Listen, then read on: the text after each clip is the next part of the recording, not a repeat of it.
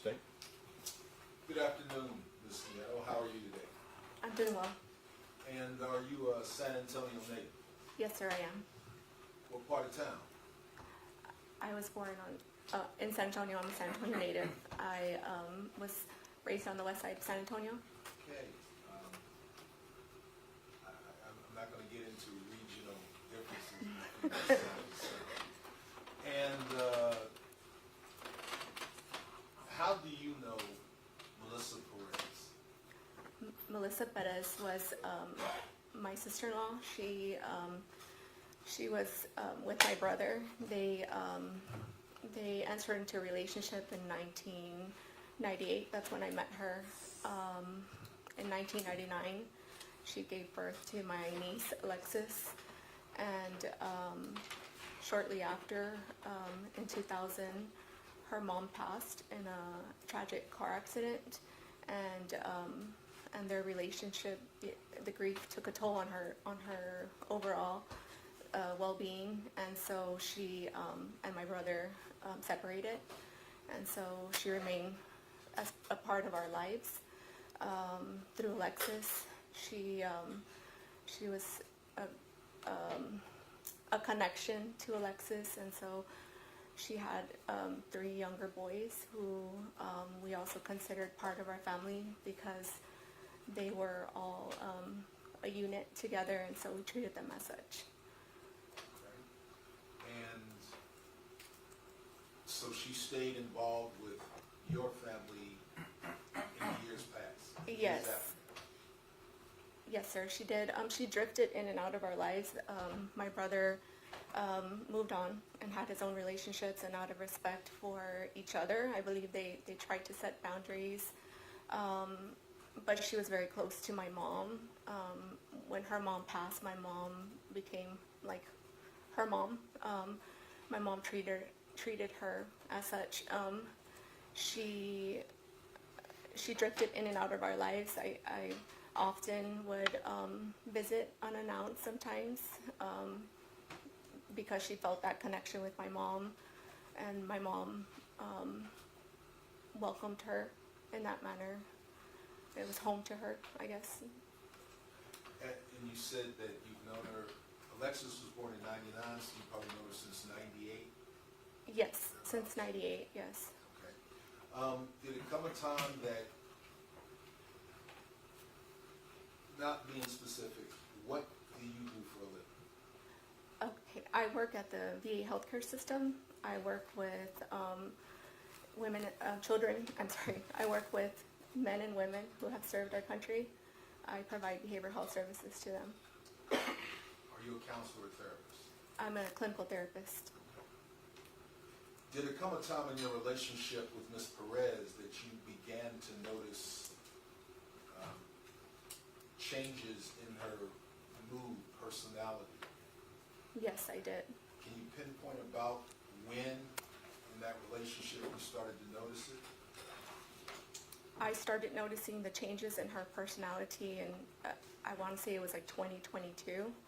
So I want to say February of 2022, but my actual date of seeing her in that, physically seeing her in that condition was in May of 2022. Okay. And you said that condition. Can you describe that condition? She was having security delusions. Like she thought the FBI was going to was infiltrating through outlets, through different things, and she thought that a lot of her delusions were centralized in her family's safety, specifically like her children, even us, like my mom, myself. My family and I had a horrific car accident in 2017, and part of her delusions were always trying to convince me that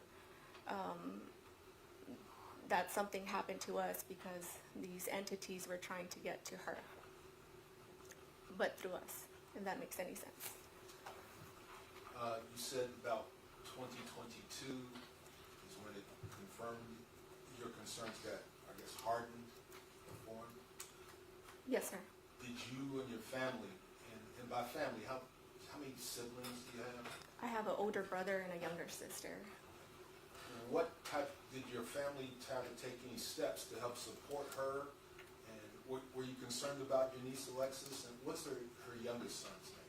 Her youngest son's name is Dylan. And the other two? It's boys? Aiden and Jaden. Did your family take any steps to try to help support your niece and nephew, your niece's mother? Yes, we did. And like I mentioned, in May 29th of, I want to say it's May 29th of 2022, was my first time physically seeing her in that condition. And that was something that I was not accustomed to seeing her. When I would see her, she was not in that mental health state. And so when I discovered that she was in that situation, I did what I would have done for anyone, is call to get her the assistance. My goal was to get her ED that day, and thankfully she was. And that was the biggest breakthrough, because that allowed the opportunity for her to go into rehab and to find some hope through this whole situation that she was in. May I approach the witness, Sean? Yes.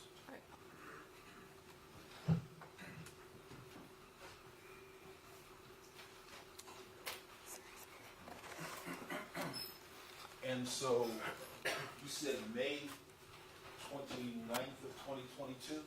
Yes, sir. And so she was admitted, I believe she was admitted at Methodist Transplant Center. And typically the turnaround time for an admission is like 4 to 7 days. So I knew I was working with like very little time. And so it was very difficult to gather information when I would call, unless she would put me on her list to be part of that process, or to have consent to talk to her or talk to anyone. And she did. And I was able to talk to the clinical team. Their discharge time was accurate. It was a couple of days, and they were going to discharge her. I asked them if they could please give me additional days so that I could start the process to get her into a rehab center. I did run into a lot of barriers because she had a particular insurance plan that didn't cover a lot of these places. That specific day, the clinician there at that hospital said, "I have these 3 leads if you want them," and I took them, and those 3 leads led to 9 leads in all. And so some didn't accept her insurance, some were self-pay, so it was $20,000, which we didn't have, and neither did she. And by the 9th one, thankfully, she was able to, that particular site, which is Starlight Recovery, took her. They said that they could admit her, but it was a quick turnaround time. Like they gave me a list of items that she needed to take with her, and so as a family, we provided always to like help her with like specifically with these transitions, getting her like a huge duffel bag, hygiene products, whatever was on that list, we provided, because we wanted her to have that opportunity to get better. And so those items were dropped off. The Starlight Recovery staff picked her up from Methodist Transplant Center, and she got admitted, or she entered rehab during that time. Sorry. And so that was provided for her, like items. Even while she was there, if she needed something, they had like like an aquatic meditation class, or like just different activities for them. We provided those items. And how long was she at Starlight Recovery? I believe she was there a month. I was hoping she would stay longer, but her insurance only covered about a month.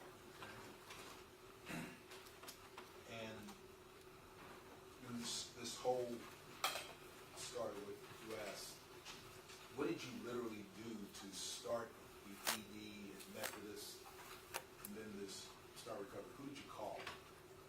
called SAPD. Called 911? Yes, sir. That approach wasn't shown. Yes.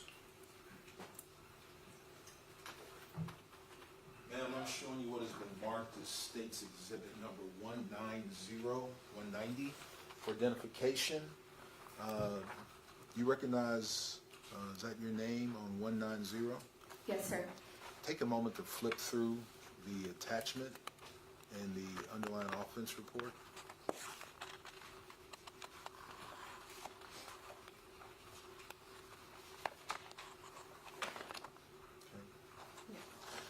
The underlying offense report from State's Exhibit 190 for identification, does that fairly and accurately reflect what you recall telling SAPD about the state of your sister-in-law, Melissa Perez? Yes, sir.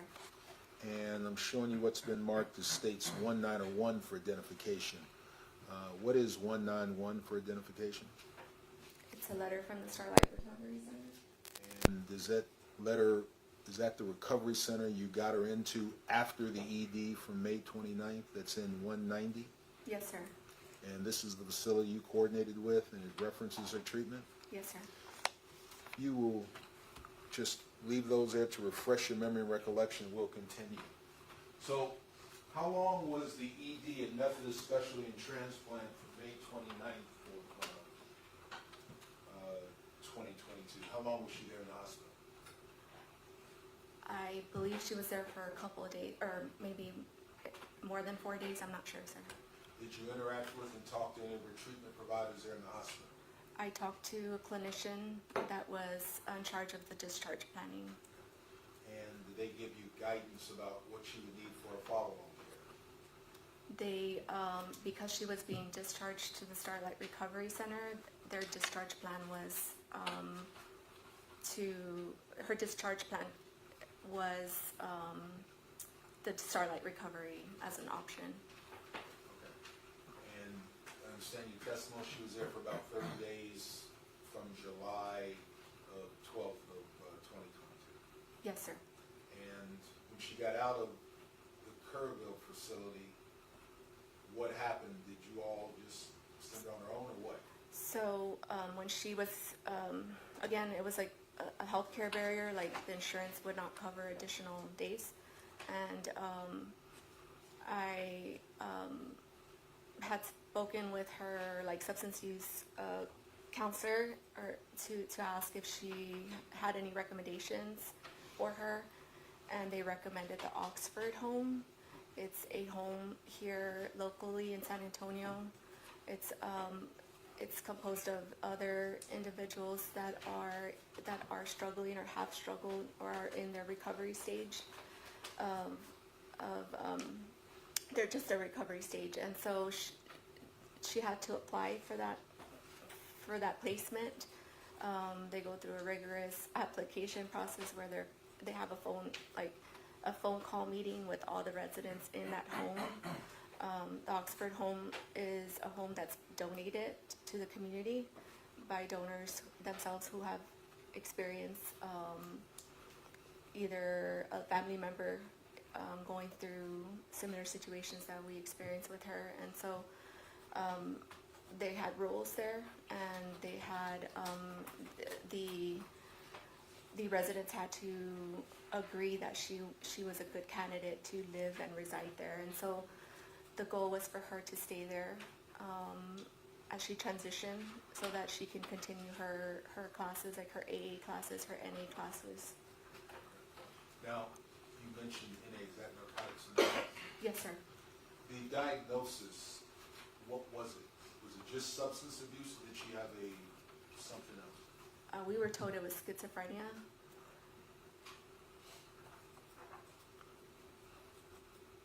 Did the family continually try to stay involved with her to support her? Yes. So at the Oxford home, she could get. She was allowed visitors. It's designed for children to also be there. They have like swimming pool stays. They have board games. Like it accommodates children as well. They can spend the night there as well with them. And so the children would go see her there. drop off items.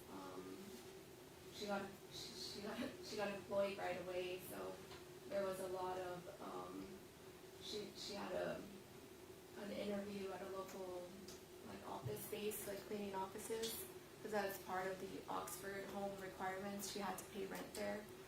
And so that was part of that responsibility, was she had to provide her own hygiene products, but also pay a portion of like the bills that were assigned to every resident there. And so she did not waste any time. She found a job. She would walk to her job. So the Oxford home is located on Bandera by the San Antonio Aquarium, and she walked all the way to 410 by I guess like the Marshalls area, like that little Ingram shopping center. So she would walk over there. It was a nighttime job, so I would Uber her back home at times, because I didn't want her walking. She was very considerate. Like, she would always say, "Don't spend your money. I'm fine. I can walk." But I chose to Uber her when I could, or when she asked if she was tired. Okay, now, let's be honest. But you also, were there other times you got concerned about her, you had to call the police again and try to get her ED? Were there other occasions? Yes, sir. Each time I called SAPD, it was with the goal of getting her ED.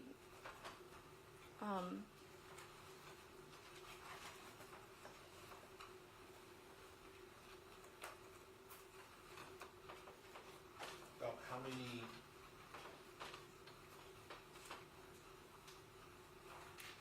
approach her? Yes.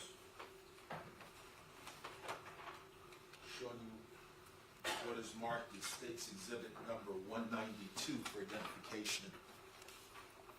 192 for identification. Is this the same type of, it's marked an incident detail report. Does this look like the same document from 190? The call you made that resulted in an ED to Methodist Specialty? Does this look like the same thing? Yes. And is that you as the caller? Yes, sir. Okay, and if you take a moment, flip through 192 for identification. What day did you make this call? The incident date is May 26, 2023. Okay. Do you remember what caused you to call SAPD to try to get an ED on May 26 of 23? On this occasion, she showed up to my mom's house, and my mom called me. I believe my mom called me in this instance and mentioned that she had arrived, and she didn't look like she was doing okay. And so I called on this day to SAPD for a welfare check. Did she hurt your mother? No, she never hurt my mother. She never hurt any of Your mother was us. just concerned about her. I'm sorry? Your mother was just concerned about her. Yes, my mom was just concerned because she wasn't accustomed to seeing Melissa in that condition. That was something new to her. Are you aware that she had had previous arrests in the past? The USB drive that was provided to me shed light in a lot of the things that I did not know. So those are things you did not know? Correct. I want to talk, did you help her get housing? Yes, I did. And did you help her with getting housing at the Rosemont Mills Apartments at 6200 Old Pearsall Road? Yes, sir. Okay. When did you help her move in there? I believe it was in September that she didn't have any, it was a bare apartment, so we helped her to move in. We helped her to, the goal was for her children to have their own space, so we got the apartment furnished for her. It wasn't new stuff, but it was like hand-me-downs, and she was very appreciative of anything we gave her. So That was about September, sir, sorry. So that would be September of 2022? Yes, sir. Okay. Did Dylan live there with her? Yes, he did. So it was just her, and about how old was Dylan at the time? I believe Dylan was about 9. And Alexis, she was grown by that time? Yes.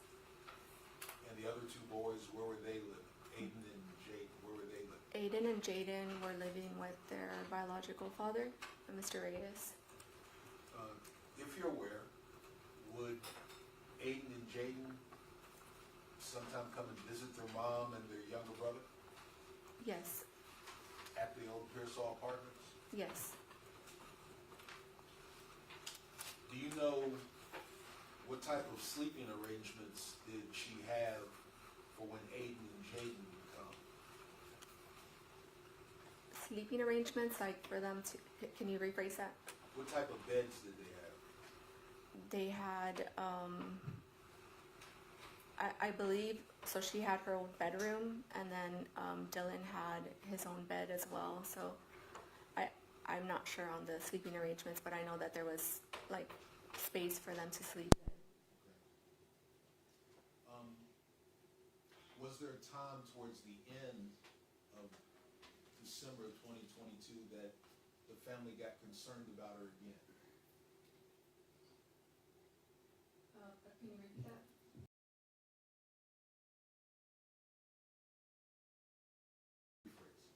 So when she moved into Rose Mountain Mills Apartments, Dylan moved in with her.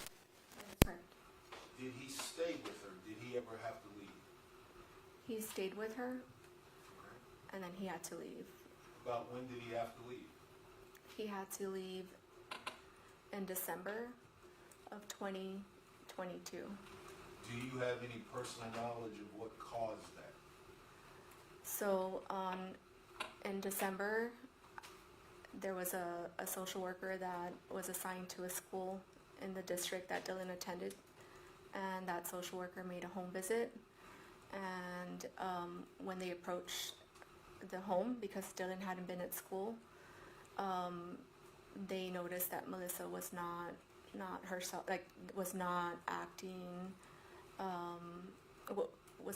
like herself. They mentioned they had been there before, I believe, and they just said that she was talking about like children being in danger, and that's why she hadn't sent Dylan to school. After this incident, December 22, did Dylan have to go live somewhere else?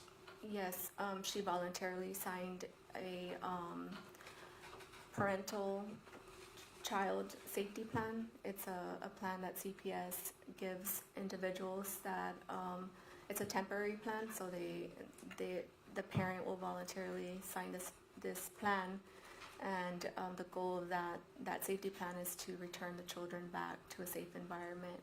But in the meantime, the parent that signs this gives authorization for them to stay at a relative's home or whomever they feel that the child will be okay with.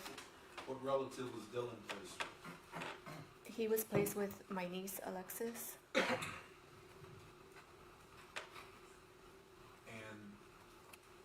did you also interact with Ms. Perez over this time frame? During the time that after 2020, or after Dylan left? Yes, ma'am. Yes, I did. So did she do that willingly? To interact with me or to? No. Did she willingly give up her son Dylan to live with her daughter? Yes, she did. Did she recognize she wasn't well? She did.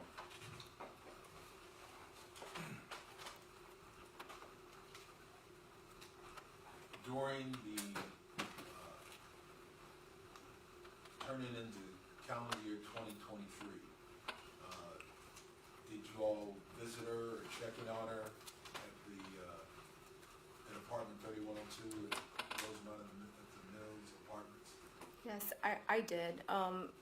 I provided, like I mentioned, if she would call me and ask for something, I provided hygiene products, whatever she asked me, I would tell her, like, you have to give me some time, like I can't just drop everything I'm doing, but I will be there, and she understood. I would provide food, like I would Uber her food. She started a job at Bill Miller's, like literally like adjacent from the apartment complex, so she needed like work boots, and in her own like humble way she would call and ask, like, can you please get me some working boots and I'll pay you when I get paid. And so I always she was, I'll walk to Walmart. The Walmart was on the other side of town, so I would tell her, I'll Uber you there, I'll pay the boots. And I provided as much as I could during that time. I also had my family. I have beautiful children that need my attention as well. So I did the best I could when I had that opportunity. And so in January, I would drop off medications too, pick up medications for her, and drop off medications. And I would definitely stress the importance of taking those medications all the time. To your knowledge, well, if you don't know, don't answer. Did she also work as a roofer? She did.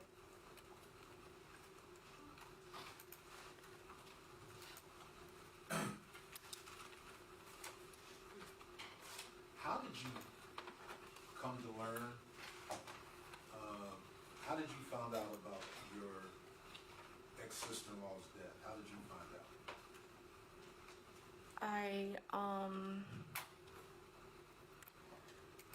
It's not abnormal for me to check the news in the morning. I think we all do that. And I checked the news, and I saw the headline. I don't remember what the headline said, but I saw the apartment complex, and I knew that side of the apartment complex is where she resided. And so I called SAPD. I called 911 to ask if she was the person that was involved in that situation. And was it her? Yes. Did you and the family later on that day, did you meet with SAPD that day on the 23rd? Yes, the officers, the detectives, they reached out to my niece.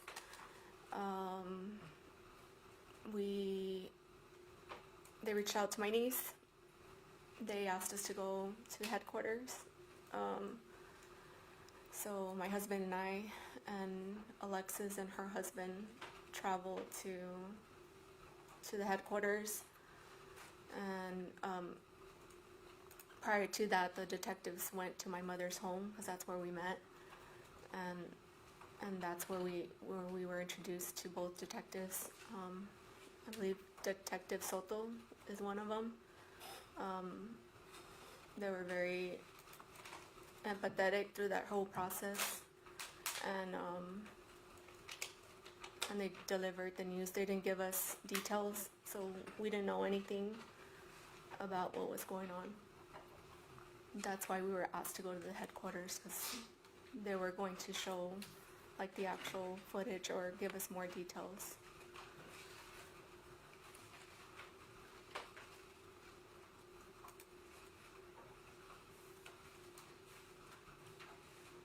Approach the witness, Sean? Yes.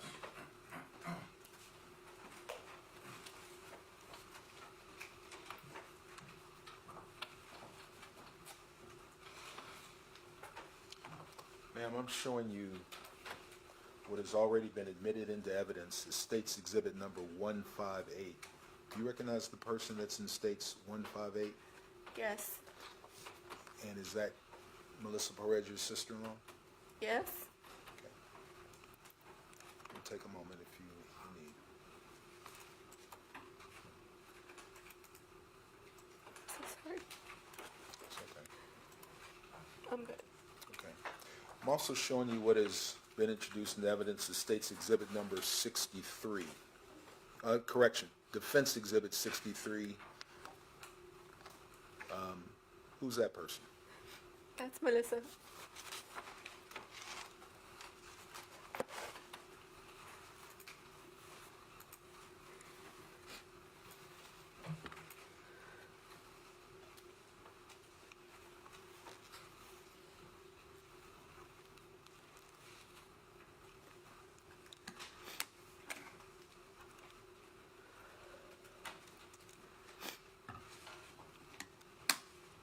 Is that the way you'd rather think about it? Absolutely.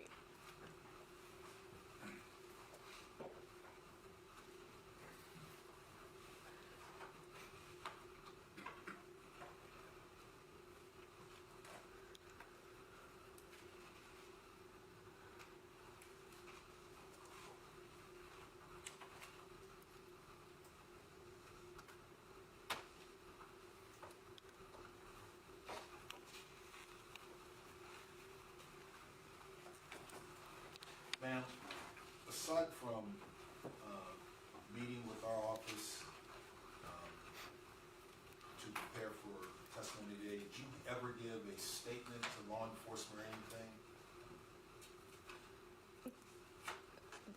Aside from, Just talking to, did you give a formal statement to police or law enforcement?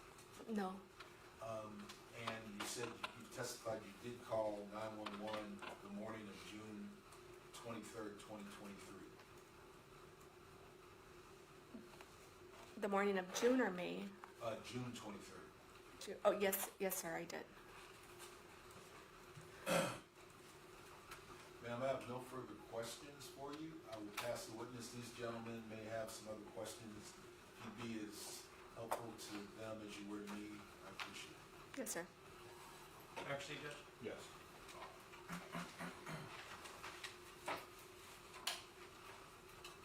Ms. Nieto, my name is Jason Goss. I represent the officers here. I do have a few questions for you. First, I'll say, I can tell, I know it's hard. I'm sorry. I'm sorry that you have to be here. I think everybody's sorry that we're in this situation. It sounds like you're a very good sister-in-law to her, and she was blessed to have you. I do kind of want to talk about the relationship. One of the things that Mr. Harris left off with, he asked you if she was a roofer. And just so that we can be clear, like, what that means, what you understood is that she spent some part of her life working in construction, right? That is correct. And specifically, she would be like the people putting together roofs of houses, Yes. right? And she would use a hammer for that, Yes, sir. and she was strong. I assume for someone that works on roofs, you have to be, right? I would agree. Yeah, because, it would be hard for me to do. I know probably for you to do as well. That's not really what we're trying to do, but. We're not females, right? Well, yeah, but she was a female, and she was able to, work construction and build roofs, and that's something you knew about her, right? Yes. Okay. So, we talked about her children, and you talked about Alexis. Alexis is her oldest daughter, is that right? That's correct. And only daughter. That is true. And Alexis is your blood niece, Yes, sir, she is. blood related, your brother's daughter. Yes. Who raised Alexis?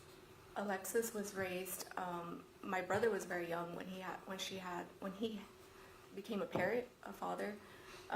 So my mom helped a lot, helped both of them, but she lived with Melissa at times, and at times she lived with my mom. It just depended on the work schedule. My brother, he had a very distinct schedule. His schedule is like 2 weeks on night shift, 2 weeks on day shift, and so that interfered a lot with picking up, dropping off, things like that, like the normal routine.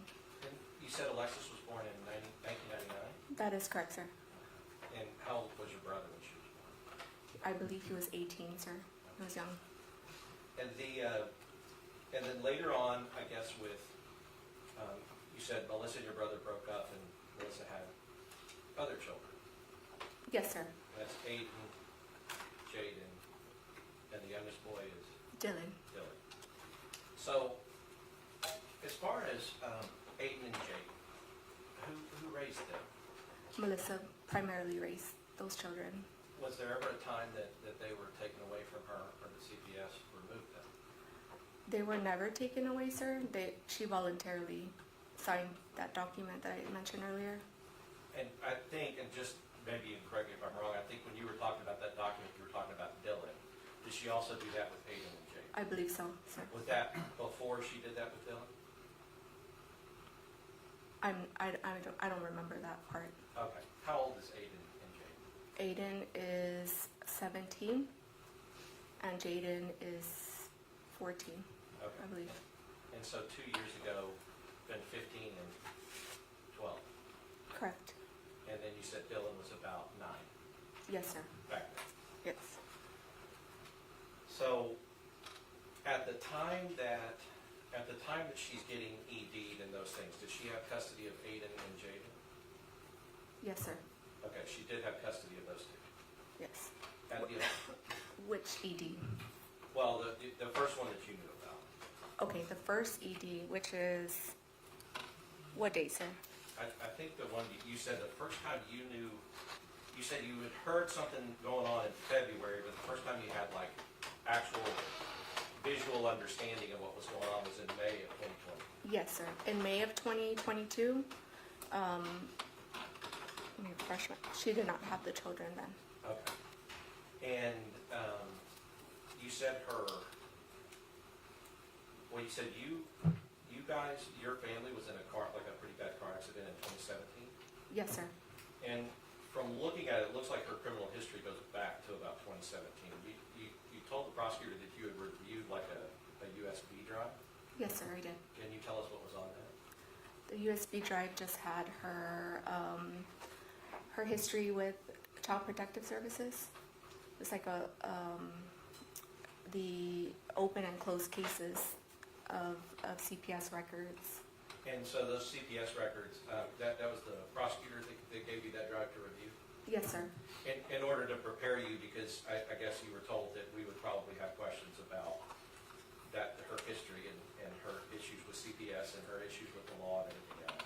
They asked me to familiarize myself with those documents, Sure. so that I can just know. There's so many dates involved with all this process, so even asking about the ED situations, like I have to reference back those dates, but. Sure. No, and I'll tell you this just so you know, I am not going to try to trip you up on dates or anything like that. I know witnesses get afraid sometimes. We'll work it. We'll figure it out. I appreciate that, Yeah. sir. No, so that's not my purpose here. But Judge, may I just stand up for a second? Yes. So that drive that you were given. Now this is a paper copy, but the drive that you were given, it had a lot of pages in it that you reviewed. It had not that many pages, but it had some pages. Okay, and I mean, and that was the CPS history, and was it just CPS, or did it have other law enforcement stuff, or was the law enforcement stuff put into the CPS history? It was combined, sir. Yeah, because a lot of times with CPS, what they'll do is they'll say, well, here's the CPS issue, but also she's been arrested for assault, or talk about her legal issues as well, right? If that's how they do that, I wouldn't know, but I mean, that's what I saw. Yeah, and I guess that's what I meant. From what you saw and what you were familiarizing yourself with, it was kind of her whole history with CPS, including kind of some of the law enforcement and some other criminal issues that she had. I did see that, but I also saw that there's like redundant pages of the same, like, I guess just their policies. So I saw a lot of those pages, like a repeat in each of the cases of like resources that they offer. So like, I think it was like 7 pages of, I believe 7 pages of like just resources, the policies, the procedures that they follow. So I did notice that as well. And did you see, were you able to see, because different CPS matters over the years would deal with different children. Like for instance, some children weren't born yet. Some children were born later. Some children were already grown. And and did you see who the CPS records dealt with specifically as far as her children? Like, who was CPS trying to protect? Was it Aiden, Jaden? Like Was it a specific child, or Right. I believe when you make a report to CPS, they investigate the entire unit, not just one. Sure. But you would know that, I guess, or you would have seen that there were some specific concerns about specific children. For instance, Dylan, when Dylan was taken away, or when she voluntarily gave Dylan to Alexis in December of 2022. Correct. And that would have been specific to Dylan because Aiden and Jaden weren't there. That is true, sir. Did you see any that were specific to Aiden and Jaden? In the past, yes. Yes, in the past. Okay. So, I kind of want to talk about that with Dylan, because since you had seen that, what you told the prosecutor is, and which is true, the counselor had concerns that she wasn't acting, that Melissa wasn't acting normally, that she was acting strangely, right? Yes. And Dylan was a little boy, he was 9, and he was there at the house with her, and there was a concern for his safety. Yes. Yes. And one of the reasons there was a concern is because Melissa had told Dylan that she would kill him if he didn't get out of the house. I didn't read that on there, sir. Can you? You didn't see that in the CPS I record? didn't see that Did specific. you know that she had those delusions that people were trying to hurt her, trying to hurt Dylan? Yes, I did know that. And that she had told Dylan that people in the vents and the roof were trying to kill him? Did you know that? I did not know that. Did you know that she had a delusion that somebody was living inside of Dylan's ear and was molesting him and assaulting him? I knew that through the records that I familiarized myself with. Right. Yes, sir. Right. And so, and you would agree, I mean, you work, and thank you for your work with veterans. Officer Villalobos was a Marine, and I know that he appreciates that too. I'm not saying you're an expert at these things, but you can just tell based on your knowledge and your work that these are some pretty significant delusions and hallucinations. It's a serious mental illness. And potentially dangerous if those delusions and hallucinations are acted upon. Potentially, yes. Right. Because I think one of the things on the ED specifically, the one we were talking about from May of 2022, and you can refer to what you have up there. I think you have the office report as well. But you were actually the reporting person. I see your name, Daisy Nieto, on there as R1. Judge, can I come real quick? Yes. This one?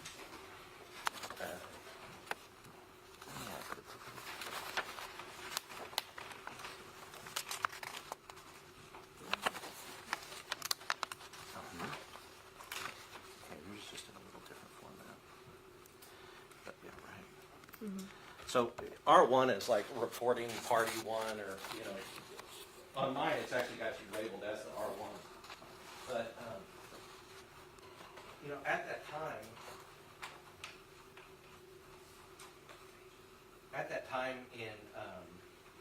in May of 2022, one of the things that you're trying to explain, because you said your goal every time was to try to do an emergency detention.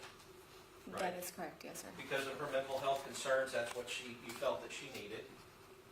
At the time, yes. Right. And but one of the things you said to the police at the time when talking about that is, and it's kind of a few sentences down, R1, that'd be you, informed me that when SB1, which is Melissa, gets these episodes, she attacks people for no reason. And you said that. Yes, but can I clarify on that? Well, let's sit there at first. Okay. So you told police that when she gets in these episodes, she attacks people for no reason. It was collateral information that I had received earlier in the day when I called for an ED. So this was my second time calling SAPD that day. During the first visit, an SAPD officer went out to a different residence, asked her the questions that they normally ask to determine if she meets the criteria for an ED. And at that time, sir, the officer did not ED her. He asked crucial questions. When I said in that statement, when I said she gets episodes, she attacks people for no reason, the officer that showed up that day in the midday, he asked all the right questions because she wasn't she had disorganized thinking, and so she was not. He would ask her a question and then she would answer a different way. And so he asked very crucial questions, and a lot of this that I wrote down is what he obtained. So following that sentence, that she attacks people for no reason, R1, which is me, informed me that SB1 had several injuries to her face. The officer that showed up to respond, when I physically saw her that day, that was my first time seeing her.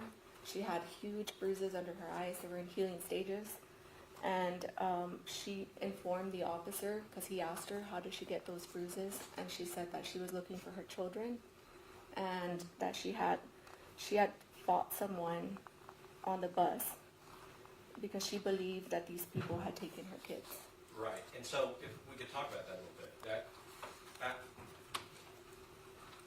I know when you were saying she attacks people for no reason, she has a reason, right? But that's not necessarily, it's not a good reason. It's a delusion. It's a hallucination. It's a delusionary reason, a delusional reason that she.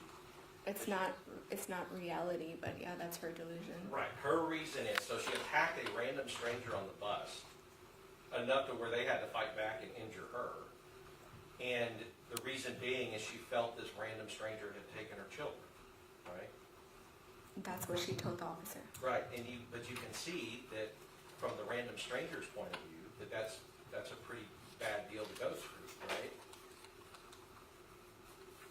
It is a bad thing to go through, yes. Sure. I mean, and so because of her mental health condition, it didn't make the situation any different from the guy who's fighting this woman off, who's attacking him for no good reason, right? I wasn't sure if it was a male or female. All I gathered was this, sir. It was This- collateral information I was relaying to the next officer. Yeah, it does say person, so you're right. So either this man or this woman who is being attacked by Melissa and fighting back against Melissa's attack, right? That you would agree that that's an act of violence committed by Melissa, right? That is, but I'm not sure if that in itself, sir, like, again, Melissa would say a lot of things, so I don't know how accurate this stuff is. Assuming that it is, because she does have injuries like she was fighting with somebody, Yes, sir, she did. right? So assuming that it is, you would agree that that's an act of violence perpetrated by her, right? If anyone engages in a fight, it's an act. If it's mutual, yeah, it's an act of violence. Well, sure, because obviously the stranger on the bus who never took her children wasn't trying to get in a fight that day, you would assume. I would assume, yes, sir. It was Melissa, through her delusion, that started to fight this stranger Yes, sir. and got fought back in return. Right? If that is true, sir, and Sure. what she said was, if this is accurate, then yes, sir. And I guess what I'll say is if she had said that and didn't have any injuries, then we might go, well, maybe it happened, maybe it didn't. But she said that, and what you said was she has huge bruises on her face. She had huge bruises in healing stages. And so the person that fought back, based on it's in this report, she attacked a random stranger on the bus. The person that fought back against a woman suffering from schizophrenia in self-defense. Right? I wasn't there, sir. Right, So but I'm just not based on what you can read here, as part of the ED that you tried to get her ED. Based on that scenario that we have in this report, this person fought back against Melissa while she was in a schizophrenic episode and injured Melissa, hurt her. And the person fought back in self-defense, right? If that's what happened, yes, that's what happened. Right, because if Melissa was correct and this stranger really did kidnap her children, she would have a reason to attack them. Right? Correct, but she wasn't stable. Yeah, and she wasn't correct. No, So- she wasn't. Right. So the person turned out just to be a person unfortunate enough to come across her when she was in that stage, or not being stable. You would agree with that? If it's true, yes. All right. And so and talking about that phone call, and I guess just to kind of put a cap on that, you would agree with me that Melissa, when she was in these stages, was capable, assuming this is true, was capable of unpredictable violence against other people. Are you asking if she was, or if like someone that's experiencing schizophrenia is? I'm not sure. I'm asking her specifically. Okay. Taking this as true, what we've been talking about. She believes random stranger has kidnapped her children. She physically attacks them, assaults them, gets assaulted in return. Right? You would agree that, assuming this is true, which is it's in the report, and she had injuries, that Melissa is capable of unpredictable acts of violence against others. I'm not sure how to answer that, sir. Can you rephrase it? Because I'm trying to answer in the right manner. No, I understand. I know you're doing your best. And so, we'll put it this way. There's no way a person can know that what's going on in her head is that she thinks that I've kidnapped her children, right? Right. Okay. So when the attack comes, that's unpredictable. You would agree with that? That is true. And so, assuming all this is true, is Melissa has unpredictably attacked a stranger for something that's going on in her head, right? Right. Right. And so, when Melissa is in that stage, strangers and other people are at risk of being attacked violently. You would agree with that? Yes, sir. Okay. So, and I just kind of want to move to your mother, and I can already tell your family's important to you. Your mother is, your children are, just like mine are. So I'm not talking about your mom in this situation in a way to hurt you or embarrass you. Okay. But you did bring it up as far as the 911. And so one of the things, because we have that 911 call, so you told the jury that, you told her that Melissa had been over at your mother. Do you remember about when that was going on? She showed up periodically, but it was February, I think, the first time. When you called 911? Yes. Okay. And I guess just as a background, how many times in your life do you think you called 911? For other reasons? Yeah, I mean, just in general. Would it be less than 10? In my profession, I've called more than 10. Okay. I guess personally. Personally, Yeah. I don't know, maybe like these instances, Yeah. probably like 5 times, I don't know. Sure. And how old are you? I'm 41. Yes, I'm sorry to ask your age, but and how old's your mother? Round about. 65? So your mother's 65, and the point I'm making with that is when you call 911, if in all your 41 years you called personally 5 times, mostly to do it with us, it's kind of a big deal to call 911, right? Right. You're doing it because you're showing that you have a concern. Right. And so when you called 911 on this occasion, it was because you had said that Melissa had showed up at your mother's house. She was acting strangely. It scared your mom. It concerned my mom. It concerned her. And your mother called you. Yes, yes. And so your mother called you, and then you called 911 to go out to your mother's house. Yes, sir. Right. And one of the things you said is I'm very concerned about her, meaning Melissa. I don't think she's in the right state of mind. And I worry about my mom, too, to be honest. Do you remember saying that? I was worried for my mom because she had never seen Melissa in that condition, and she loved Melissa, and so that was new to my mom. My mom wasn't a professional. My mom wasn't a police officer. My mom couldn't de-escalate her. My mom could talk to her, try her best to redirect her, but in my family, we had never dealt with psychosis or any form of schizophrenia like that. That was completely new to us and to my mom. And so, yes, sir, I was concerned for her. Right. And I think that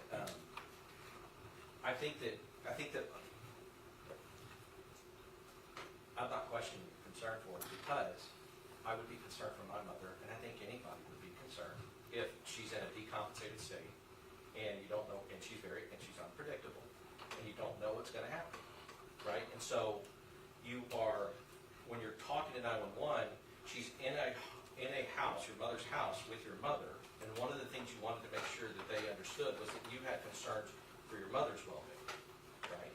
Yes. Okay. So you also said when you were asking for them, like whether or not, I think you had said specifically you were asking for her to go to, or you said she had been at the transplant, the Methodist Transplant Center, I guess the specialty hospital. And then you said, I don't know, like physically, like taking her, she's going to fight us. It's going to be very aggressive, but she is not doing well at all. You remember saying something like that? Yes, I did say that. So when you're calling in the heat of the moment, like to dispatch or to SAPD, personally, this is me speaking, like I've called multiple times, and it's crucial that you just deliver what you have to deliver.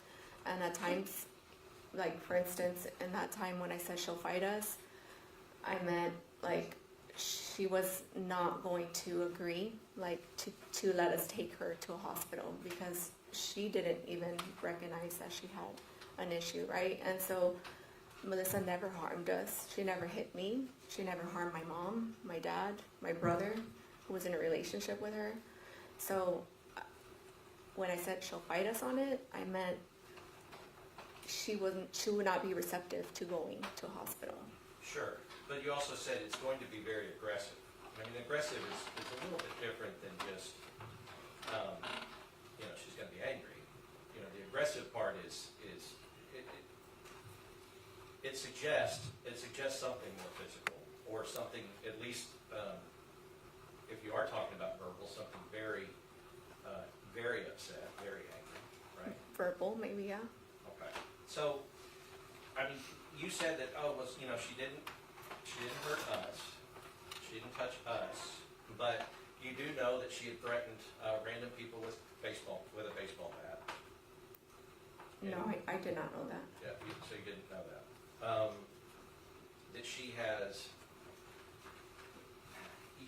one of the things you said is that in this kind of situation, you wanted to make sure you were giving the police the information that they needed to deal with her, right? The information they needed so that she can meet the criteria for an emergency detention. Sure. And because you know that that's important for them when they're responding, to understand what they're responding. Yes. Right. Did they ever, or the police, when you talked to Detective Soto and Dorsey, did they ever tell you that, that when these officers responded, that nobody had said anything to them about any kind of mental health problem that Melissa had? Did you know that? No, sir, I did not know that. Right. Because in what we found out, and what we've kind of done through the trial, is we've understood that the first officer on scene did recognize that she probably was going through something, but he never updated it so that everybody else would know. So nobody came out there knowing that she was in a mental health issue at all, but you didn't know that. I did not know that, sir. And by the time that they got out there, nobody ever told them when they were out there that there was any mental health issues or any problems like that, and you didn't know that either. No. Okay. Because, it's been characterized as like they responded to a mental health call, but the call was for she had committed a crime. And so they were responding because these guys were responding because she had thrown a candle and hit an officer in the arm. Did you know that? When I met after, like when we started meeting with the DA, we learned details. But Officer Soto and Detective Soto and the other detective, they did not give, we weren't privy to that information because we weren't blood related. So like, Right. I didn't get that information from them, and I'm not sure if my niece did either.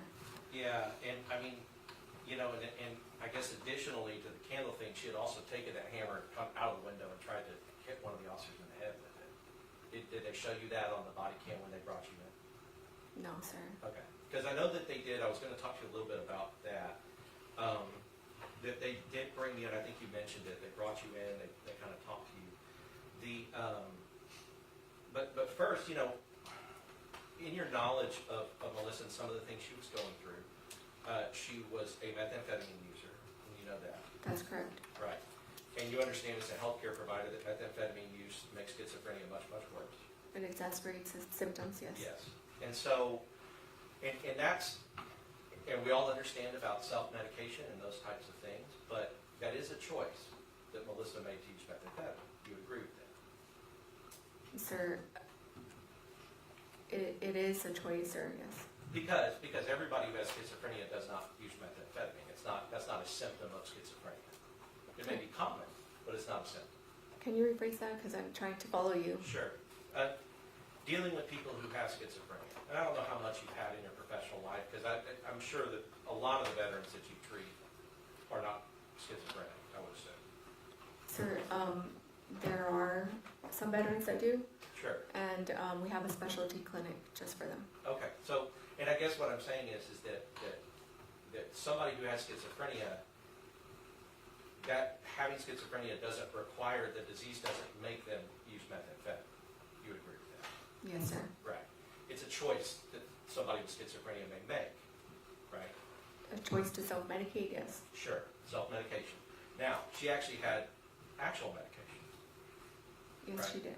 and when she was on the medication, she did better. She did better, however, they had side effects, and so she would always tell me that it would make her sleepy. It's not uncommon for them to discontinue their medications once they start feeling better, and I think on some occasions she felt like I'm better, I think I'm okay. And then there's times where she struggled with the fact that the medications had those side effects that would make her feel like sleepy or zombified, like just not herself. Sure, and do not get me wrong, I understand. I know that it's common that people feel that way.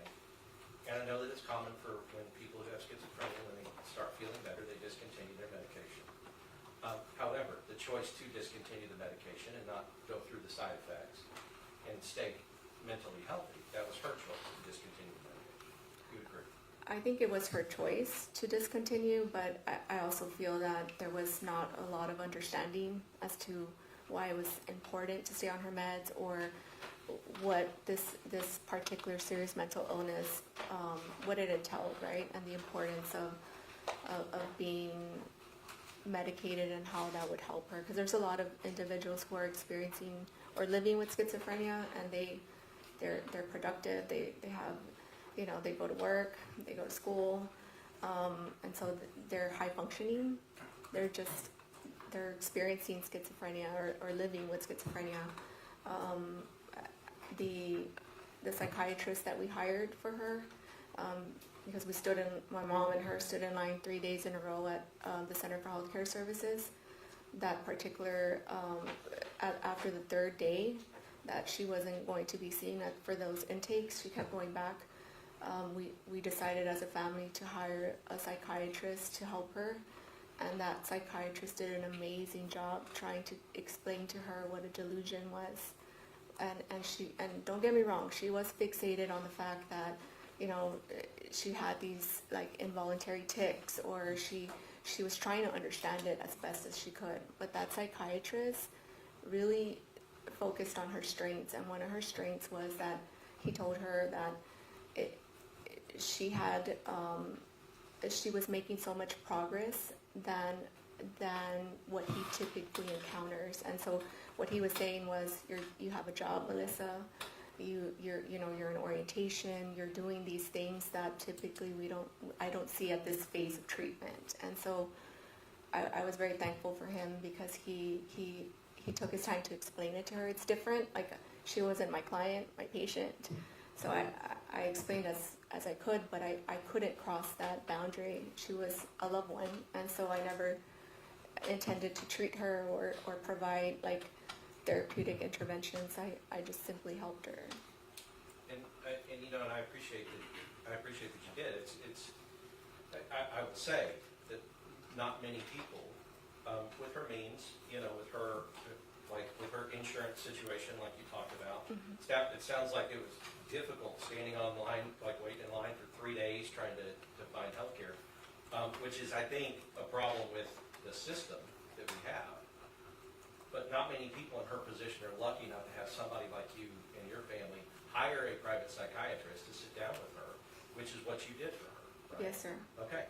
And the psychiatrist focused on her strengths and explained the importance of the medication, explained what delusions are, tried to go through the delusions, tried to break some of her delusions, right?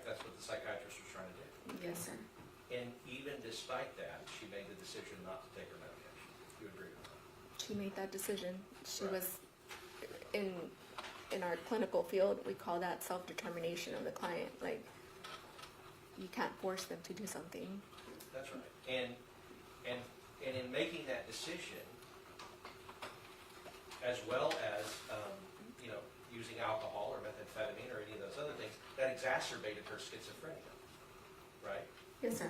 And we know that the way that her disease, because everybody with schizophrenia doesn't act or react violently. We know that. A vast majority do not. Vast majority do not, but she is somebody who did. You would agree with that? She is someone that was not on her medications, and when she wasn't, She would act violently, she would not act herself. which, and I know it's hard, but and not herself being violent. She would be violent. Based on what I never physically saw her be violent, sir, but based on what I'm reading, yes, Yes. if that's what it says on there. And, when you, I guess, your brother's Antonio, Yes, right? And your brother, that's Alexis's dad. correct.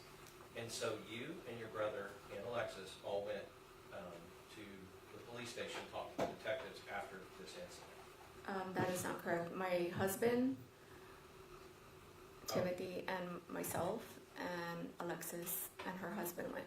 My brother did not go. Okay, your brother did not go. Got it. Yeah. Okay, so her husband. No. So, Yeah. okay, so let's, I was trying to set the stage here. Oh, sorry. That's all I'm trying to do. Sorry. Just to make sure that we all know the time that we're talking. Because as y'all are talking, just so that we know, as you guys are talking to the detectives, you're in a group together. You would agree with that? Outside in the lobby? Yes. Yes. And whenever, because we have body cam of you on the body cam. Mhm. But I just want to set the stage that when other people are talking in this group, you all are there present for everything that's being said. Does that make sense? Sir, I didn't enter that meeting that they had. I was not present for that.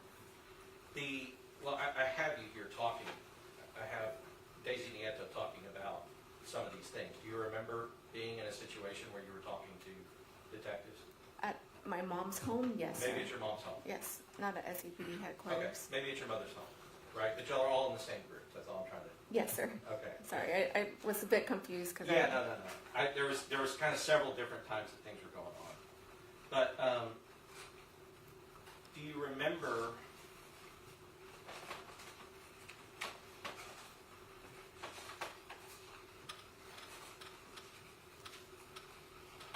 Just got to go through a little bit to find this.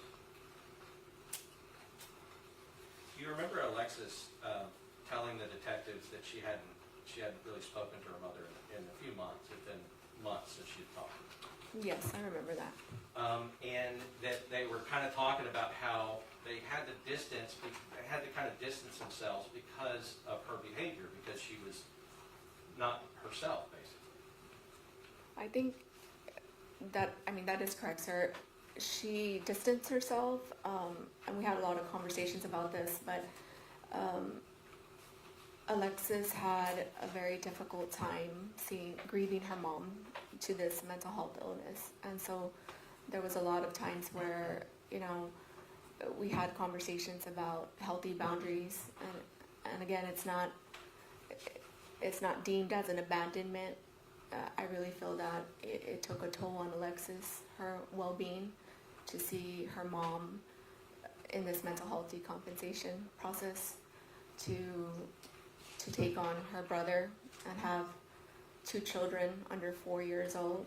And so it was a lot for her. But yes, sir, she did say that. Yeah, no, and the point, I just want to make it clear, I'm not criticizing Alexis for that. It had to have been extremely difficult. And there was a time, I think, when the idea was maybe Melissa could live with maybe one or more of y'all, like with her family, right? I mean, that was attempted. She did live with Melissa. So after the Oxford home, Melissa, while she was at the Oxford home, Melissa was very independent, by the way. So like she lived with other residents there, and there was rules, and they cooked there. They did a bunch. Judge. All right, let's go ahead and take a short break. Thank you. All right, for the group.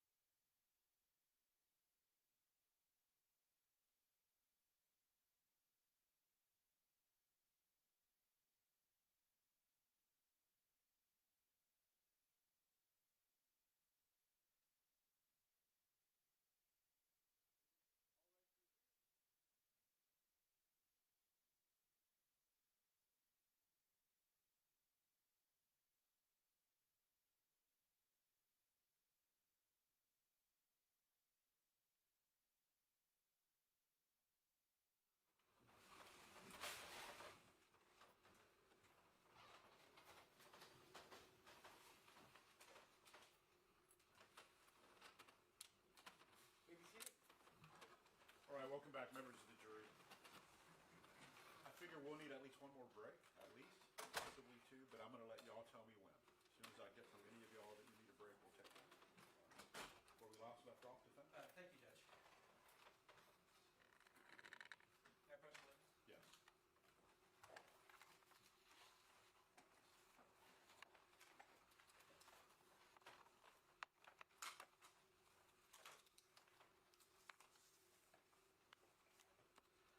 Ms. Niatel, I'm showing you Defendants 108. Can you tell me, when you talked about your, I guess you talked about the USB drive that contained like a lot of the, or the CPS, did it look similar to that when you were reviewing it? Yes, sir. Okay, and this comes out of like page 338. Do you see that flag there at the bottom? Yes, sir. Okay, the line above it. You, You don't need to read it out loud. If you could read it to yourself.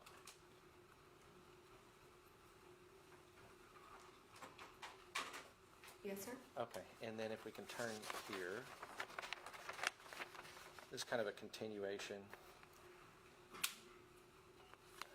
If you could, I guess, read here where I'm pointing, just to yourself.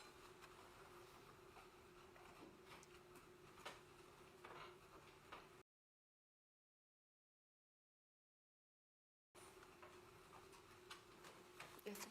All right, and just so that we could get a clear frame of reference, you see the name of the person that was being interviewed and the age?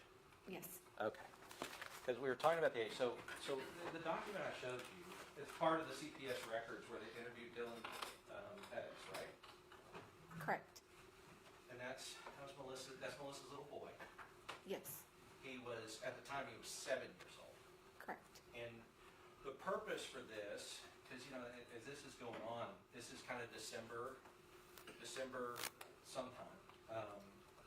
And I think you guys talked about the fact that this was when, you know, things were getting to the point where Dylan wasn't going to be living with her anymore. So there's 2 occasions, sir, in December. The first December, what year is that, sir? This is 21. 21, So this would have yes. been the year before? Yes. Okay. And CPS had been called out the December the year before. Correct. And I guess, were you involved with the family at that time? Did you know that CPS had been investigated? No, my true intervention with Melissa started, family intervention, started the day I saw her on May 29th of 2022. Okay. That's the day I started intervening, and that process started, what I explained earlier. And so you would agree that there is a whole lot of history about her that you weren't necessarily familiar with until you read the USB and kind of went through that. Correct. And so this thing in particular, what Dylan told the caseworker is that his mother would whisper into his ear, "I'm going to kill you," talking to the man in his ear. Correct. And he said it scared him because he thought she was talking to him. Yes, that was going into his ear. That was information that was relayed by, at that apartment complex, Dylan was already with Alexis. So it was information that was relayed by CPS to Alexis, I believe. Sure, and I mean, and obviously it's a concern because a little boy like that hearing his mom say that in his ear would be hard. Absolutely, sir. And he also talked about the fact that he witnessed his mother attack a neighbor, right, assault her.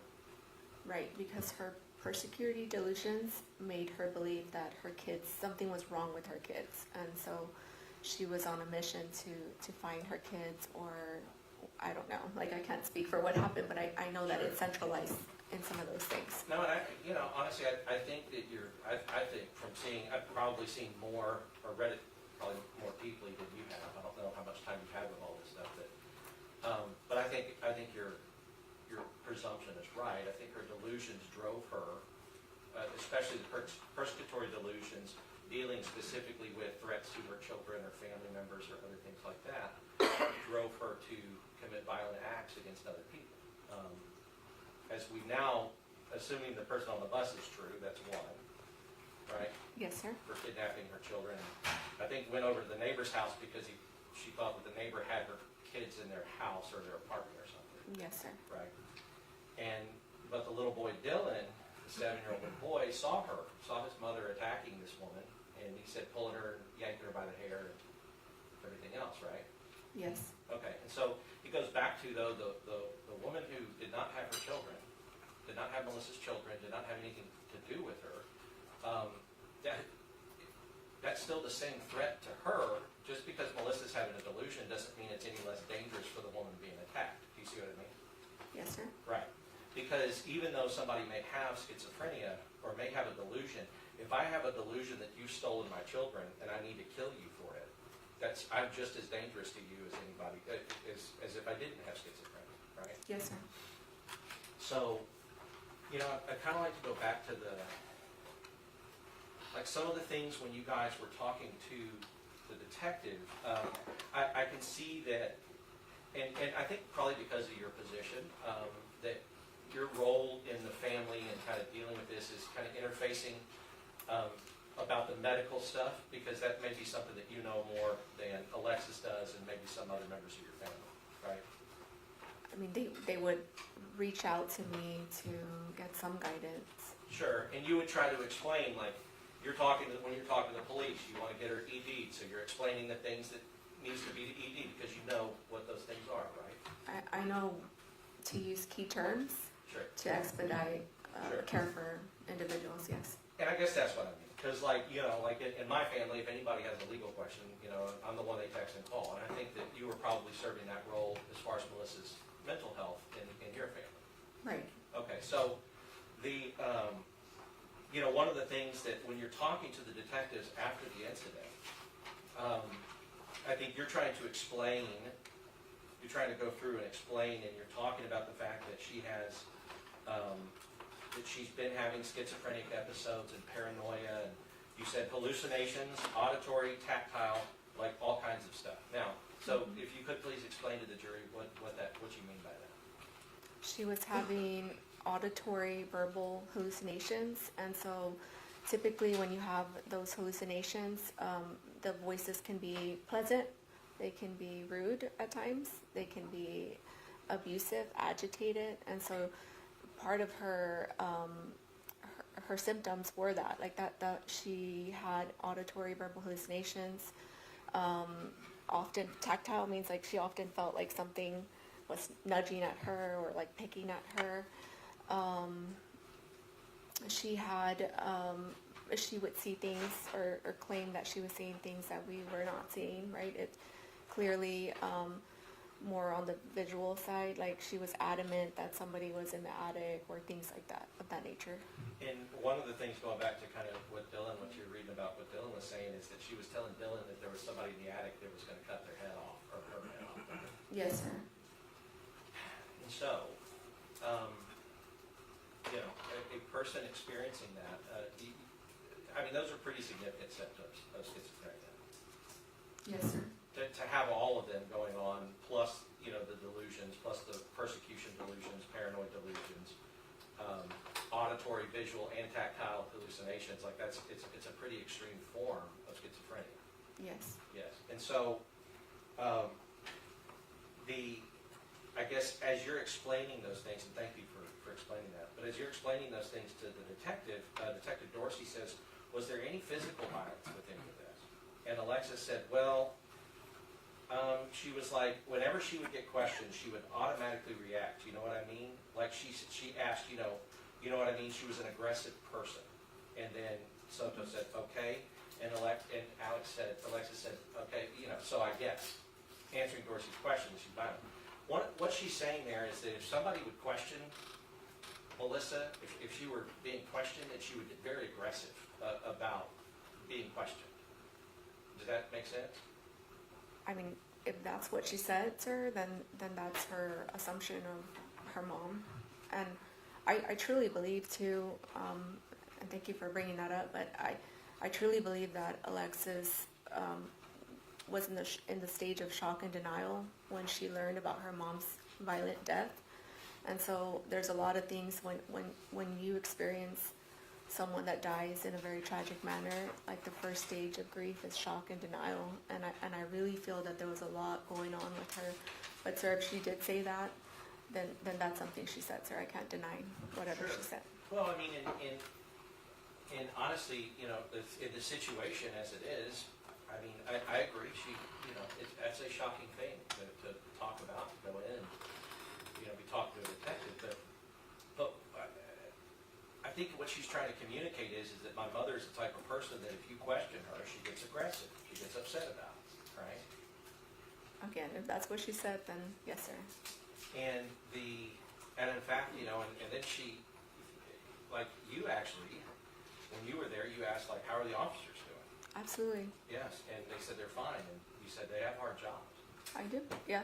And I still stick with that, sir. Well, yeah, you know, and there's a lot of things about what had happened that night, as you said, like that you weren't aware of. Like, I don't know, maybe I'm wrong, but I think until this point of you on the stand, I think that you believed that they were called out for a mental health call. Sir, You didn't know? I didn't know. Okay. And because it just seems like that's kind of what we do know now, what Melissa was suffering from. Right. But go we ahead. didn't know, no, none of them knew then. Right. The only thing I do remember from some of the raw footage that was shown to me was the first responding officer that was out at the scene asked her if she had any form of mental health illness, and she said, "I have schizophrenia, but I don't think I do." She said she was like falsely diagnosed or something. Yes, something Yeah. along those lines. You're correct. And guess, I'm with you. That first officer, he heard her delusion. He believed that she needed to be ED. He started walking back to his patrol vehicle and let her run off, right? And so he didn't arrest her, he didn't put her in handcuffs right there. But I guess what I'm saying is that officer, that first one, who's still out there on the streets right now, that first one never updated the system so that when these officers responded to her hammer attacks and her candle attack, they didn't know that she had experienced any of that. You know what I mean? And so and I'm not saying that to you for any other reason, but just to let you know that it's different. What's actually happened was different than what has been kind of maybe perceived as happening. But that doesn't make your loss any less, right? I mean, you're going to miss her, and her daughter's going to miss her, and her children are going to miss her forever. That's right, sir. And we don't minimize that. But we do want to make sure that we have all the facts right about what was going on. And I think that ultimately your, the safety plan, like the voluntary safety plan that you were talking about, I mean, I guess it's important for us to delineate that CPS came out and thought that her son would be in danger if her son stayed there at her place, and you would agree with that? Yes, sir. I actually called Family Protective Services myself after I learned that. Right. That he was that December of 2022. When she wasn't bringing him to school anymore because she was afraid for him. Yes, sir. Because, you know, and I'm sure that you've seen this, sometimes with those types of delusions, they can stop being about, for instance, in schizophrenia, sometimes they can start to have delusions that demons are wearing their children's faces, and they have to get the demon out of the child. You've seen that? I haven't seen that, sir. You've never seen any kind of delusion where the person is not who they appear to be, but they're somebody else? No, sir. So it can happen. And so my point being that if somebody has lost touch with reality, then they can potentially be a threat or a danger to other people around them. You would agree with me? Objection, Your Honor. Calls for the witness to speculate. She has said she has not heard that. Counselors persist in that same area. She has no knowledge. Yes, Your Honor. I mean, I can withdraw that other one. She did say she didn't hear that, so I'm moving to this next one. Okay. Thank you, Judge. Yeah, I guess what I'm saying is just in your experience with people who have schizophrenia, if they have lost touch with reality and they've lost touch with if they're auditory, visual, persecutory delusions. Persecutory delusions can also be, they can have command delusions, and you're aware of command delusions as part of schizophrenia. Command hallucinations? Command hallucinations, that's right. Thank you. Command hallucinations. Your auditory command hallucinations. Yes, sir. Kill this person, hurt this person, hurt yourself, commit suicide, do whatever. People with schizophrenia can experience those. Yes, sir. Right. And so I guess my point being is that somebody who is going through that is no place for a 7, 8, or 9-year-old little boy to be, That is correct, sir. because it's a potential danger to that child. Yes. And to anyone else who may not be able to fend for themselves, to anyone else who might be present there when she's in that state. You would agree? I would agree that that a child should not be around an individual that's struggling with symptoms that are, as what you're mentioning. Sure. But I mean, and also, I think you would also agree that somebody like your mother, you were worried about her, and she should not be around somebody. I was concerned about her, but I wasn't afraid that Melissa was going to harm her because she had never harmed her. She had never harmed any of us. And that's the thing, and she had never harmed that person on the bus until she did, and she never harmed, the lady, the next door neighbor, until she did, until her delusions made her believe that it was necessary to harm her. Do you see what I mean? Yes. Right. So with somebody with schizophrenia, their past actions are not necessarily predictive of their future behavior, because schizophrenia is an unpredictable disease. Sir, I just want to be careful that we don't overgeneralize all individuals with schizophrenia. Absolutely. We don't want to stigmatize that population. So not all of them, a vast majority of them are high functioning. I agree with you. And the ones that are high functioning most of the time is because they're on the medication. That is correct, sir. That is correct. And so, the ones who don't take their medication, who have symptoms these severe, that's all I'm saying, that can be unpredictable. So their past actions are not necessarily predictive of their future behavior, because the disease itself, when it comes out in this way, is unpredictable. I think any mental health illness is unpredictable. Sure, but specifically a mental health illness where the person is not in touch with reality, or they're experiencing auditory, visual hallucinations, persecutory delusions, those kind of things that you know that she was experiencing, those can make a person more unpredictable because you don't know what's going on in Yes, their sir. mind, right? Yes. Okay.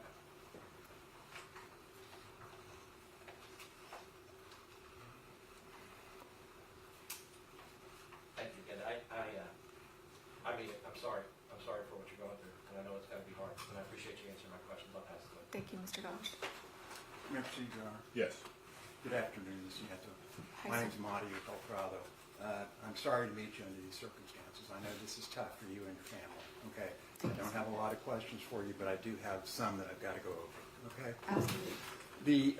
One of the first things I want to say is, I think a lot of us have had relatives or friends who maybe suffer from mental illnesses or drug addictions.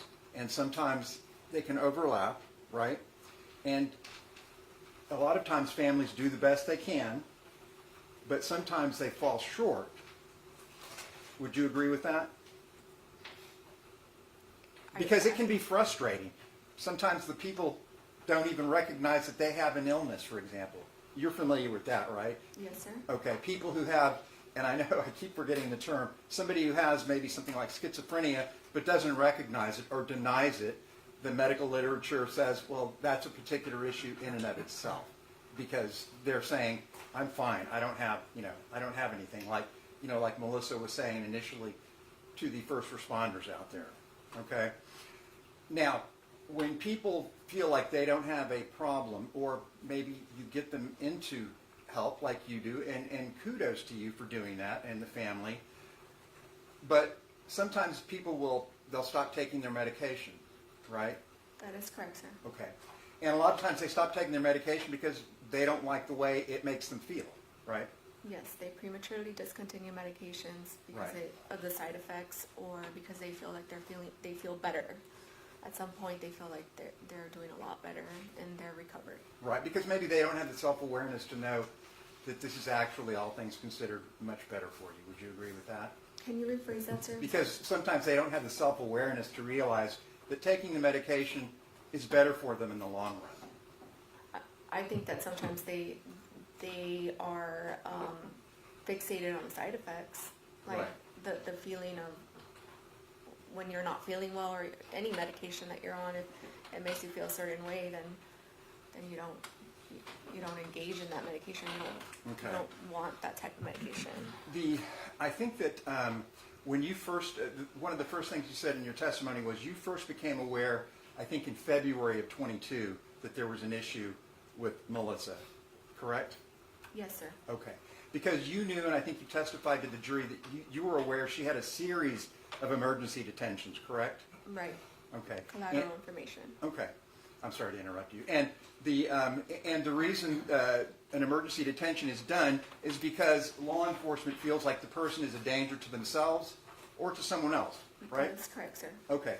And your family, including you, have called more than once for an emergency detention for Melissa, correct? Right. We were on a mission to get her stabilized so that she can reunify with her kids and be the Melissa that we knew. Okay.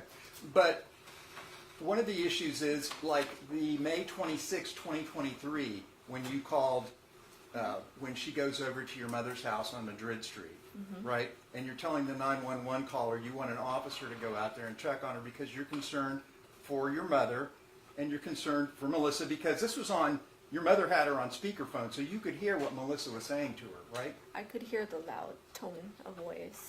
Okay, and you could hear Melissa saying to your mother that the FBI is listening to me and they're after me, right?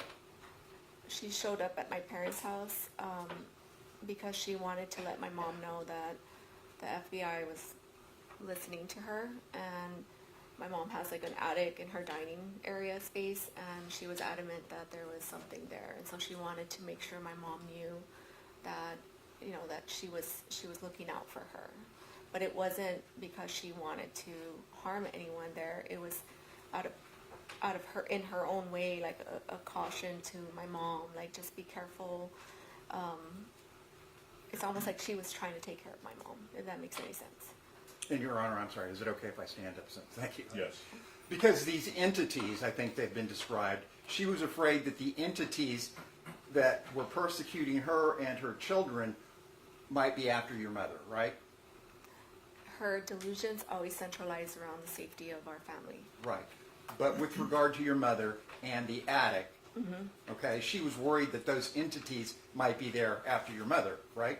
That they were going to harm my mom. Okay. Yes. And are you aware in this particular case that, you know, on June 23rd, 2023, that all of the vents in Melissa's apartment were covered up? No, I was not aware. Okay. But you're aware that when you first became, when you, and you just didn't call 911 for emergency detentions, you also reached out to CPS yourself, and I think you just said that, correct? Yes, sir. I'm a mandated reporter, but first and foremost, I was always going to look out for the well-being of those children and of Melissa. Right.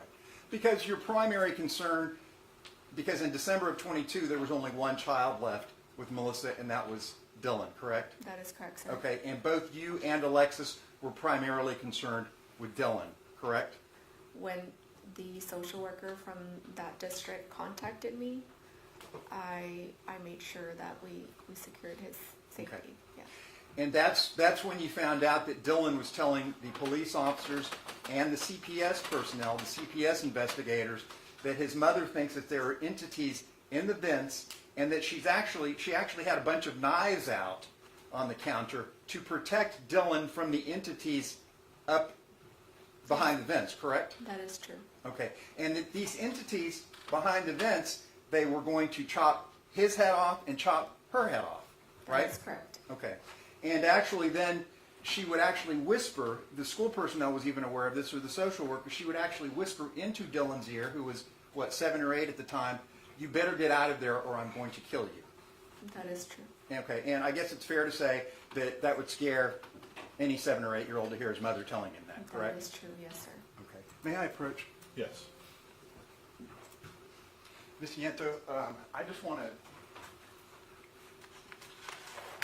sort of orient the jury, if we could, and let me know. Melissa had 4 children. Alexis was the oldest, correct? Correct. And then there Correct. was...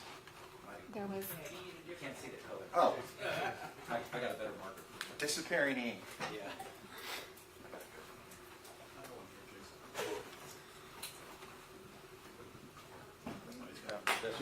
Okay. Thank you. appreciate it. Okay. So Alexis was her oldest, correct? That is correct, sir. Okay. And then there was There was Aiden. Aiden. Is that A-I-D-E-N? Yes. Okay. And then, Jaden. and if I'm misspelling it, I apologize. Okay. Okay. And then finally Dylan, correct? Now, Alexis's father was, and you can just give me the first name. Who was Alexis's father? Antonio. Okay. And was Antonio the father of Aiden? No, sir. Just give me the first name. Who was Aiden's father? It was Mr. Reyes. Okay. Reyes. Okay. With regard to Jaden? Mr. Reyes. Okay. And then finally with regard to Dylan? It's Guadalupe. Okay.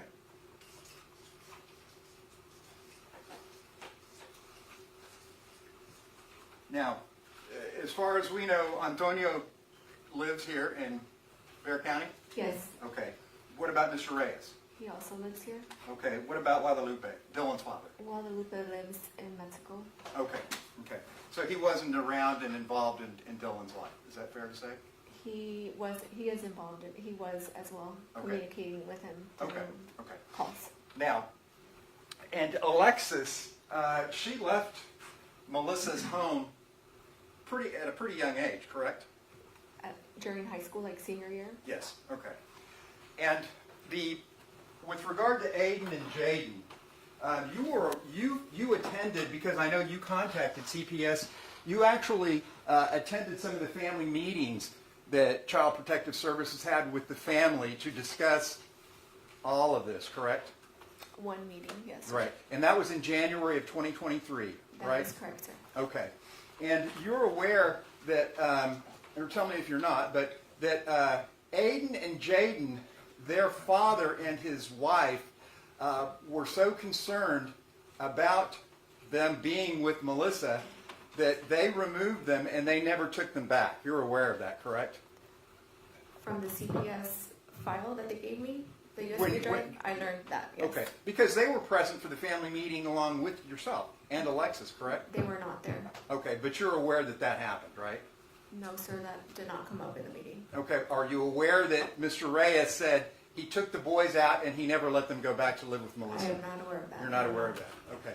Are you aware that the Reyes were concerned because there was drug paraphernalia, like needles, to use methamphetamines all over her apartment? Were you aware of that? Objection. I don't know.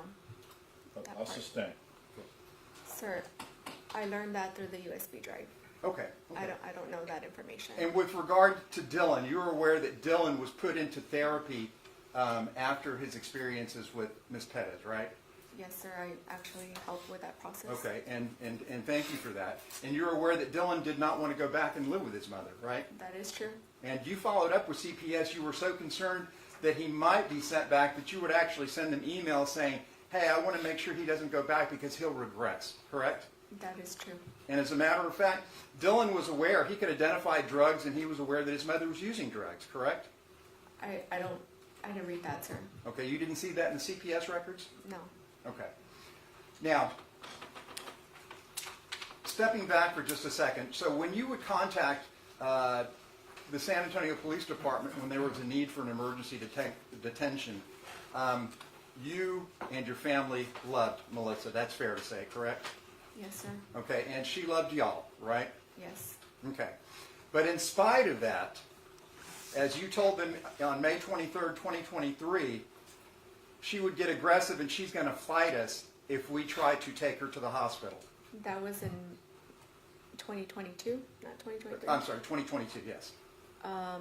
Yes, sir. As Okay. I mentioned earlier, when I'm calling, Okay. dispatch is always asking crucial questions, and I was not afraid for my mom's safety nor mine or anyone in my home. I was on a mission to get her ED'd Sure. so that she could be stable. And so when you're asking if I was aware of like her, what was your question again? But my question is, when you needed that intervention, when you needed to get her help, you said, we can't do it on our own because she'll get aggressive and she'll fight us. Yes. That's fair and to say, right? So, not physical fight. It would be an argument, or she would not be receptive for us to take her to the hospital. But I never was afraid of her physically fighting me or my mom. But it's fair to say when you or your family needed that help with regard to Melissa being a danger to herself or others, you would call the San Antonio Police Department. Yes, because they are trained and they have specific training, CIT training, I believe, to de-escalate. They ask crucial questions, and we had successful EDs in the past. We had officers that responded that took their time to ask questions that were of great help to her, and we had successful outcomes to those EDs. So she had never Okay. been put in a position like that. You're aware she had multiple emergency detentions, correct? Yes, Okay, and multiple hospitalizations, correct? correct. Okay. And at that family meeting in January of 23, as a matter of fact, you said that you weren't going to enable her anymore by giving her any more money because you were frustrated with the fact that she wasn't going to the psychiatrist you had set her up with anymore, right? Sir, I never said frustrated Okay. in those comments. Did you say, I'm not giving her any more money to enable her? I decided not to enable her because up to that point I was paying rent, I was Ubering her to places, I was buying her medications, picking up her medications, dropping off her medications, and it's one of the most difficult decisions that people make, and when they have family members that are experiencing mental health illnesses, it's by far the most difficult decision to make, to stop enabling them and empowering them to use the tools in front of them to get better. And so it was a healthy separation, and it's not uncommon for someone to say, okay, up to this point, we're no longer going to enable, we're going to empower. And that's what I did, sir. When was the last time you physically saw Melissa Perez before her death? I saw Melissa in January, Okay, so 6 months before her death. 5 months. 5 months? Okay. Now, when the last time you called for the assistance of the San Antonio Police Department in May of 22, by the time the police got out there, Melissa had already left your mother's home, correct? Yes. And Okay. so, as I mentioned earlier, my last time seeing her was in January, but the entire time she still had contact with my mom, and so therefore she would show up periodically. My mom would, she would show up, my mom would feed her, my mom would give her food to go. So she wasn't completely abandoned throughout Right. Ms. at the Nieto, end though, of her life. that when you saw her, when you called in May of 22, she was not at the home when the police showed up, correct? That is right. Okay, now, you knew where she lived at the time. You knew she was living at the Rosemont Apartments, right? Right. Okay, you knew the address of the Rosemont Apartments. Yes, sir. Okay, now the police officers and this was about what, a month or less than a month before her death? Correct. All right. Did you ask, can you guys go out to her residence at Rosemont to do this welfare check? Did you ask that? No, I did not. Okay. Do you know, to your knowledge, did her daughter Alexis say, hey, my mother was out here, she's suffering from visual and audible hallucinations, can you go check on her? Do you know if she did or not? Sir, what I do want to stress is that Ms. Nieto, I'm not trying to be difficult, but I just need an answer. Do you know if she requested a welfare check on her mother that day? we were in contact with the Family Protective Services Department, and they were making efforts to do those home visits. Okay. So- Do you know if anybody followed up with SAPD and said, can you go out to the Rosemont Apartments and check No, on sir. her? Okay. Did the officers who showed up that day, they go to the home on Madrid and they say, she's not here, but we're aware the family says she's a danger to herself or others. We can go check on her at Rosemont if you tell us what her address is. Did they volunteer or offer that assistance out? No, sir. By the time they got there, she had already left, and so she was down the street somewhere, and my sister went to look for her and told the officer, she's down the street at this bus stop, can you please go? And no one followed up, I guess. So the officers did not do that? No, And do you- I don't know, sir. Okay, and to your knowledge, they didn't go out to her address that was well-known on Rosemont to follow up on it? No, sir. All right. Otherwise, we wouldn't be here, right? Right. Okay. And in that family meeting in January of 23, and I know things can get frustrating when you're trying to help somebody, and y'all were primarily focused on helping Dylan, do you recall Alexis saying, hey, I kind of got to step away from this and just concentrate on Dylan, I can't be helping her anymore? Yes, she made the difficult decision to have a healthy boundary, to set a healthy boundary, which I supported because I knew how difficult it was for her to be witnessing what she was witnessing. And again, she was grieving the loss of her mother to this mental health condition. She had 2 toddlers at the time. She was also taking Dylan in for the second time. And nobody's faulting you or Alexis. I mean, you do what you can. But even when when Melissa lived with Alexis for a short period of time after you got her help and she was on medication, even on the medication, she was still hearing voices, correct? Yes. Okay. Now, when you said that the state gave you a USB with all the Child Protective Services records. It is about 900 pages. Does that sound kind of correct as far as how many pages were in the records? Sir, I only got 4 files and they weren't 900 pages. Okay. But they did provide you with all the police reports, in this case, concerning Melissa Perez as well, correct? I'm not sure if they're all, but there was some in there. All right. Was there a report in there where she was accused of assaulting a woman and threatening to burn the woman's apartment down and she had a can of gasoline with her? I don't recall reading Right. that. Okay. Now, Mr. Goss was asking you about command hallucinations. And like I think you gave the example, some sort of assaultive conduct with somebody on the bus, the voices in her head were telling her that those people had her children, correct? That's what she reported to the officer. Okay. I And- wasn't there, sir. Okay, now, are you aware of seeing another report, and I think this concerns, and if you want I can show you, this is the February 2022 emergency detention of Melissa Perez, where she went up to some man's home, knocked on his door. Objection, Your Honor. Could he prep and show the witness that he recognizes it? May I approach? Yes. Do you recall seeing this emergency detention from February 2022, which I think said was the first incident that brought this to your attention? I've never seen this document, sir. Okay. No one's ever showed you, the state didn't show you this document? No, sir. Okay. So did anybody bring up the fact that she had threatened a man with a baseball bat? Because Objection, Your Honor.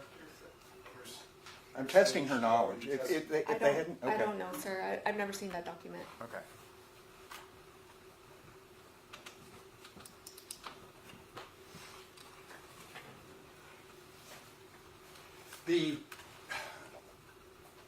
On the day of her death, the next day, that day, when the detectives went out to your mother's home, okay, did you know the individual that was living with her? I found through the USB drive, I learned it was potentially, I'm not sure if it was the brother or, I don't. Well, is it fair to say that neither you nor any other member of the family knew there was anyone living with her? I did not know there was anyone living with her. And I guess it's fair to say y'all didn't know who that individual was either, correct? I learned about that individual at her funeral service when her neighbor mentioned to me that she was trying to help someone in a wheelchair and that she was trying to, that she washed his entire wheelchair and she like cleaned him up because she wanted to help him. So that's Melissa, like she always found a way to help someone else despite her situation. And my last question, Nieto, is you reported to CPS you were concerned about Dylan because Melissa would often have people stay at her apartment who were abusing methamphetamine while Dylan was still there. So I learned that after the when they picked up Dylan, when she signed the paperwork, she went to get ED'd that day, and we learned that there was an individual there, and that individual is her brother, or was her brother, and I knew history of him. So yes, I was going to advocate for my nephew and make sure. And I appreciate that, but isn't it fair to say that you told CPS there were two individuals who were known methamphetamine abusers in her apartment at the same time Dylan was there? Yes, because I had received information that there was another individual there visiting. Okay. And no, I said that was my last question, so I won't Yes. ask anymore. Thank you. Good afternoon, Ms. Neal. On behalf of Alfred and his family, we're very sorry for your loss, and Thank I have you. no questions for you. Thank you, sir.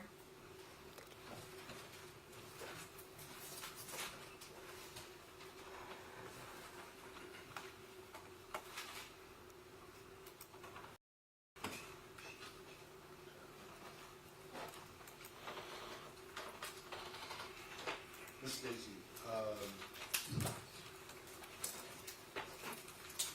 when was the time frame when you testified you had to step away and stop enabling? About when was that? That was in January, the day before her birthday. So January of 2023. The lease for the apartment, is that in her name or yours? It was her name. And if you know, how did she make her rent? Melissa used to give plasma to make ends meet, or if she was short on money, I would pay her rent. I would get a money order and pay her rent. I had initially, Melissa has a younger sister, and I often called her too, and she would pitch in to help her.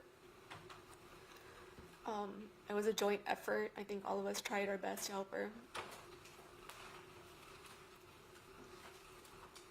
So yes, sir, she paid her rent at times with whatever she made, or if she was working at Bill Miller's, or if she was working cleaning like offices, like she would pay her bills that way. Thank you, Your Honor. No further questions. No questions. No questions. All right. Make sure you don't talk to anybody about your testimony related to this trial or any other potential witnesses or witnesses in this trial and their testimony. That's going to apply to the end of the trial, and you can talk to the lawyers about whatever you need to, other than the evidence in this case, okay? Okay, sir. All right, you're excused. Thank you.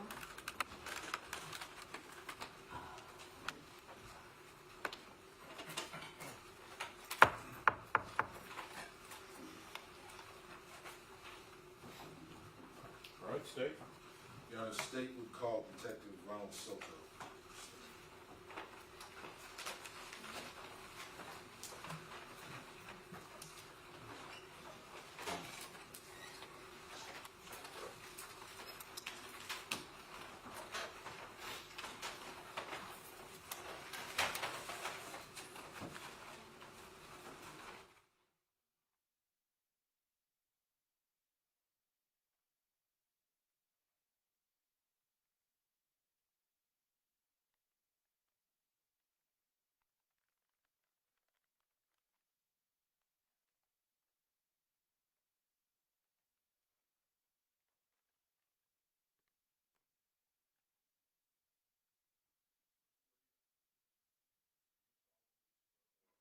The testimony you give in this matter will be the truth, the whole truth, and nothing but the truth, so help you God.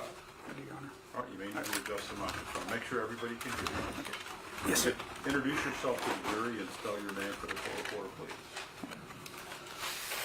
Detective Ronald Soto, San Antonio Police Department, work in the homicide unit. S-O-T-O, my last name. Ronald, Ronald. R-O-N-A-L-D. Yes, sir. That's the right way to spell that name. It is. State. Sir, how long have you been an officer with San Antonio Police Department? I've been an officer for 21 years. And if you could briefly outline what those 21 years have entailed, how long were patrol, etc.? Yes, sir. Yeah, I was a patrolman for about 10 years. I promoted in 2015 as a detective. I briefly worked in the crime scene unit for a few months, and then from there on I moved to the night detective unit, and then to the homicide unit about 3 years ago, a little over 3 years ago. And I apologize, how many years were you a detective before you promoted to homicide? About 6.5 years. So I've been a detective for a little over 10 years. And you've been in homicide for how long? For about 3.5 years. And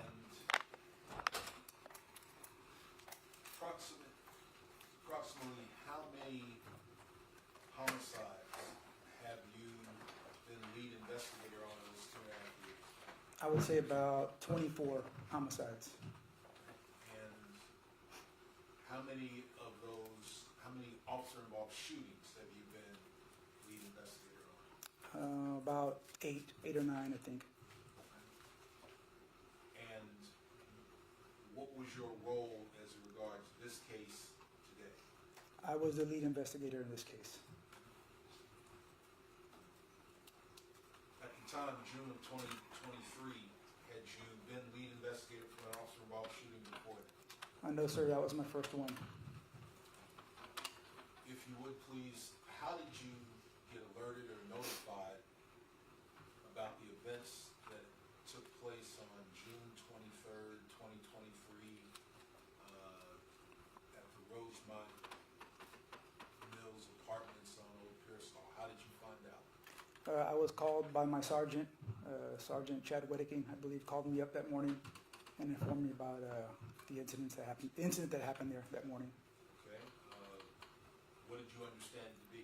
Did you go He didn't get into too much detail. He just said there was a shooting. Someone was shot inside a house. Officers were involved with the incident, but he didn't go into great detail on that at all. So you knew it was an officer-involved shooting? I knew it was an officer-involved shooting, yes, sir. Okay. And did he call you because you were the lead? Yes, sir. What's the first thing you did? When I arrived, I'm going to guess about an hour later, maybe. I'm just approximating that time. First thing I did is I contacted, usually what I do is I try to talk to the detectives out there, usually night CIDs out there. But in this case, since it was an officer-involved shooting, I think I spoke with Lieutenant Paduica first. He's the night CID lieutenant, and I think the sergeant was Sergeant Brisenio Rivera was also out there. I think those are the two people that I first talked to when I made the scene. You remember about what time you got there? I'm gonna say maybe an hour after it happened. I'm just, like I said, I don't know exactly what time. Usually within the hour. So I'd probably say after 3 sometime. Yeah. To your knowledge, had there been a warrant obtained? The only thing I knew when I got there was I think there was a search warrant obtained by night CID. So you're able to get inside the apartment? Yes, sir. Did you write that warrant? No, sir. Do you know who or what section of the department generated the warrant that enabled you to get inside the apartment? Yes, sir. It was the night detectives. I think Detective Bjork did that warrant from night CID. What was going on at apartment 3102 when you got there? I believe you testified sometime after 3 o'clock in the morning. Yes, sir. After being briefed by the lieutenant and the sergeant from night CID, we started walking toward the apartment where the incident took place. And I think, if I remember correctly, crime scene was in there, was working it. They had stuff tagged already, I think outside and inside the apartment. Okay. And so both outside and inside. So you were able to go inside the apartment? Yes, sir, I was. I was able to walk inside. Okay. What, if you can, tell the jury, what were your initial, let me rephrase. Was the body still there? Yes, the body was still there. All right. What were your initial observations, given the information you got from your sergeant? My initial observations as I'm walking up, I notice, I see the shell casings, multiple shell casings outside in the grassy area, outside the patio area, and then there's also some evidence inside the patio area. And then I went inside, and that's where I saw Miss Perez, where her body was still there. Yes. Apologies, I didn't mean Well, to cut you off. No, I was going to say that just a preliminary, as I was walking up on the scene, there were some concerns, just in general, just seeing that everything was outside, and then she was inside the apartment. I didn't jump to any conclusions, nothing like that, just concerns, that's all. May I approach Your Honor? Yes.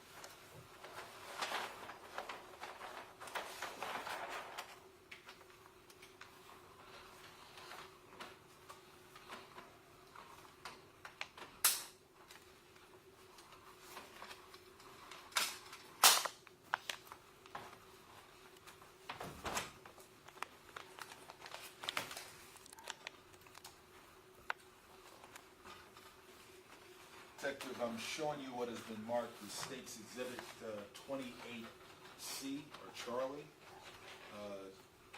Do you recognize 28C? Yes, I do. And what is on it? What's the diagram? It's of the apartment, where Melissa's apartment, where the incident occurred. Okay.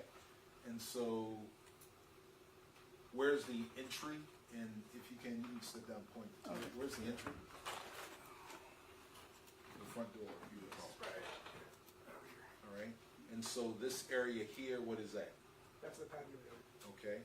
And I believe you testified that when you first came in, and that figure here is the body. Yes, sir. So the body is inside the apartment. Yes, sir. And where did you see the shell casings? On the outside. On the outside of the patio area, and also some on the inside. Okay. And so that was your first observation. Yes, sir.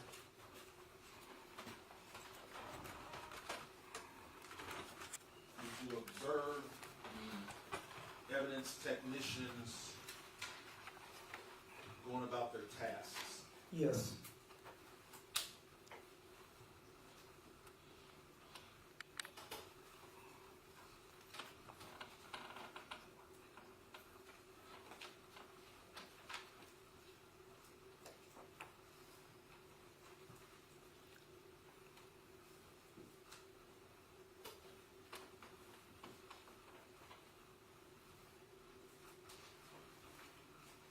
My apologies to the court, Your Honor. You're okay.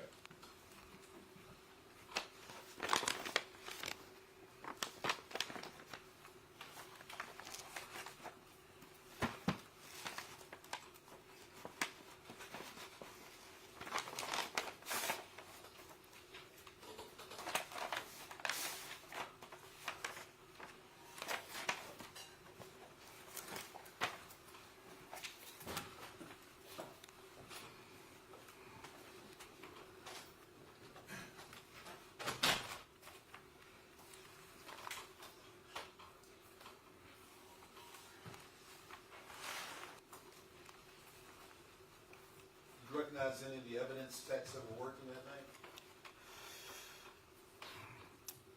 Off the top of my head, I'd be guessing. I don't know, maybe Yvonne Diaz, I think, maybe. I can't remember, I'm sorry. Did you ultimately produce a report or an investigative guide about the investigation you began at 3 in the morning on June 23rd, 2023? Yes. Would having a copy of your investigation help to refresh your recollection and support your testimony here today? Yes, sir.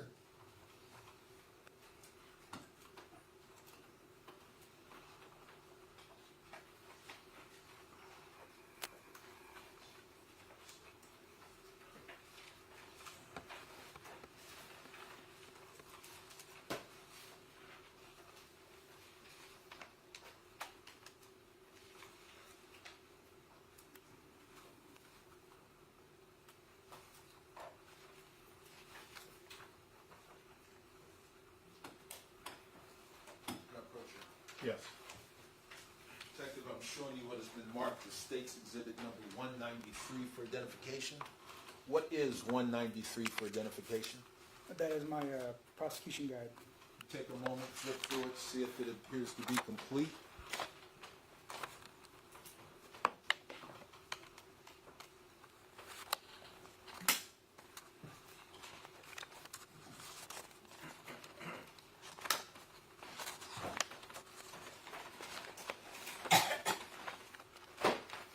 Yeah, everything appears to be there.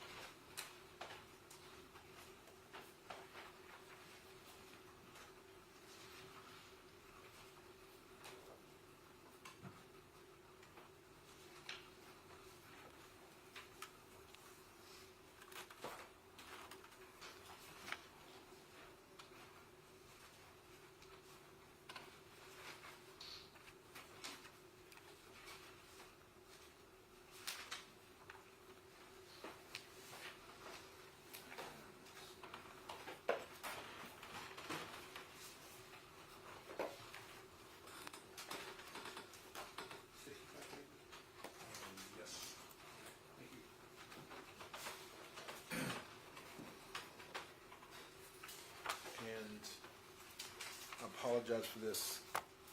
Your report, it's unnumbered, correct? Yes, sir. It's not numbered now. If, just to support us, if you would take a moment, number the pages, so we can both know, speak from the same page that we have to refer to. Okay.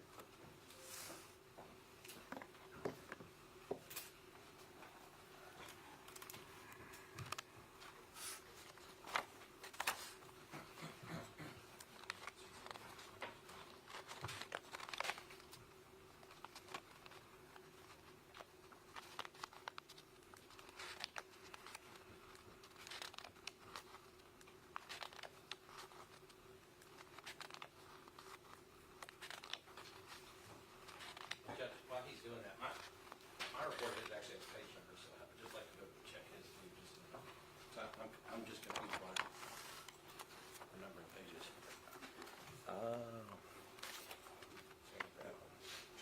Your Honor, for the record, I think there's one version of this that was entered in Mark 43, and then there was another that was prosecution guide that had the attachment, final investigative supplement for filing that was signed off by the chain of command. I think State's Exhibit 193 is actually the final investigative supplement for filing the chain of command signatures, and then the prosecution guide. Yeah, I do, so, yeah, Judge, that's correct. There's actually two different ones. One has page numbers and one doesn't. I have them both, I just didn't know which one to look at. And that is correct, Your Honor. It's the one signed off by the chain of command, that's the one he authored. The other is a compilation of all the subordinate reports put together and has the body of his investigative guide in typeface with the SAPD headings, etc. But they are virtually word for word. I'm just simply saying he authored this, and that's the one I'm going with and referring to. I just have a request for a very, very, very short tempered break, very short. All right. Members of the jury, let's take a short break. All rise for the jury. the state of Virginia.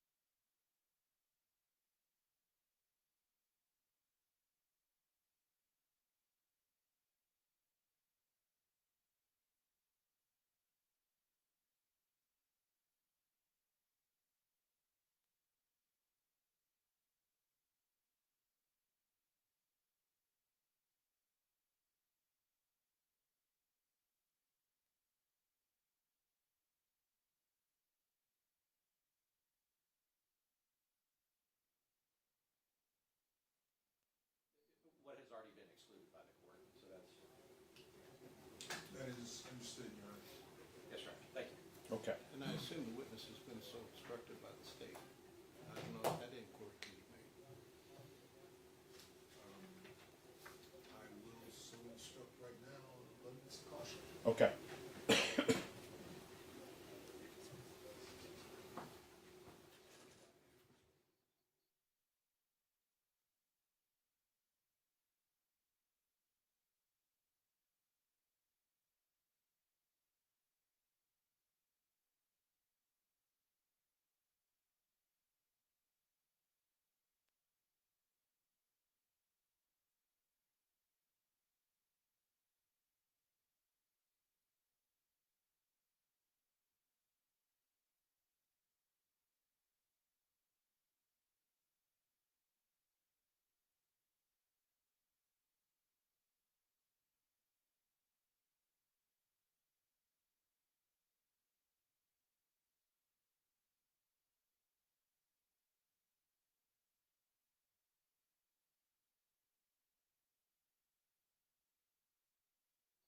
I'm not gonna talk about the legal entry, but there, how do we suggest we Well, generate these? I think first the E-tone was generated because Salinas had somebody at gunpoint, and he got hit with the candle after, like immediately after the E-tone went off. But I think that we can do that. The fact that they all are there and everything else, that's one thing. The only thing I'm concerned about is in his report that he has up there, he says multiple times that Salinas called Flores and said, I'm going to go in, and Flores said, okay, go in after, or whatever, and none of that was testified to, and it was excluded. And so I just want to make sure that the witness does not try to put that in there based on that. So I think we can do what Mr. Harris is suggesting. I think it's just, yeah, I mean, they all responded to an officer in trouble, had one at gunpoint without saying that Sergeant Flores directed anybody to go in the house. So, I think that the state has actually misstated what actually happened. And what actually happened was that at 1:40, 50 or so, or actually before that, Rojas screamed out, "Watch out, watch out, watch out, watch out." And Melissa came running at him, swung the hammer twice at his head, and had Salinas not moved backwards, he would have been hit in the head, and he yelled out, "I have one at gunpoint, she has a hammer." So this misstatement that it was because of the candle is a repetitive misstatement by the state, and we should be allowed to get into what actually happened. If I may, Your Honor, I had Officer Salinas on direct. I believe at that time on direct, he did testify that he called Sergeant Flores. Yes, that's correct. I agree with that. And his body cam, which is in evidence, starts with him passing on to Rojas. 300 said we can go in. That's already admitted into evidence. 300 said we can go get her. Okay, go get her. And then through the windshield, through the window on the patio in the next statement on an exhibit that is already in evidence. Anything that is in evidence is in evidence. It's just the Salinas testified, and then they attempted to impeach with Thornton. That was excluded because of the situation with Salinas by the court. So we're just asking that not be an end around with this witness to go back to what that was. Not intending to do that, Judge. All right. All right. All right for the jury?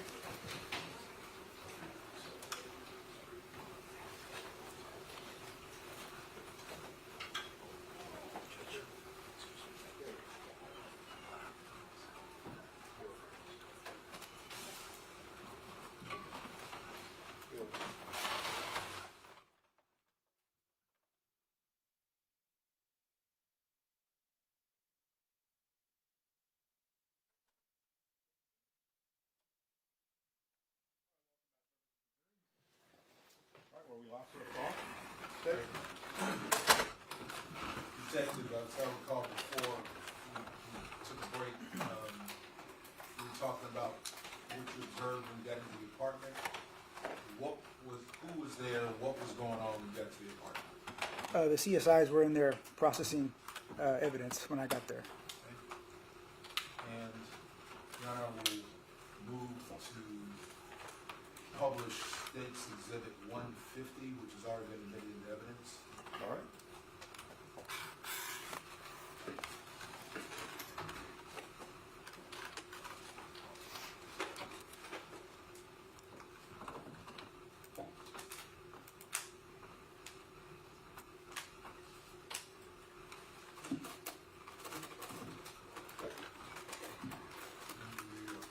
Pausing it right here.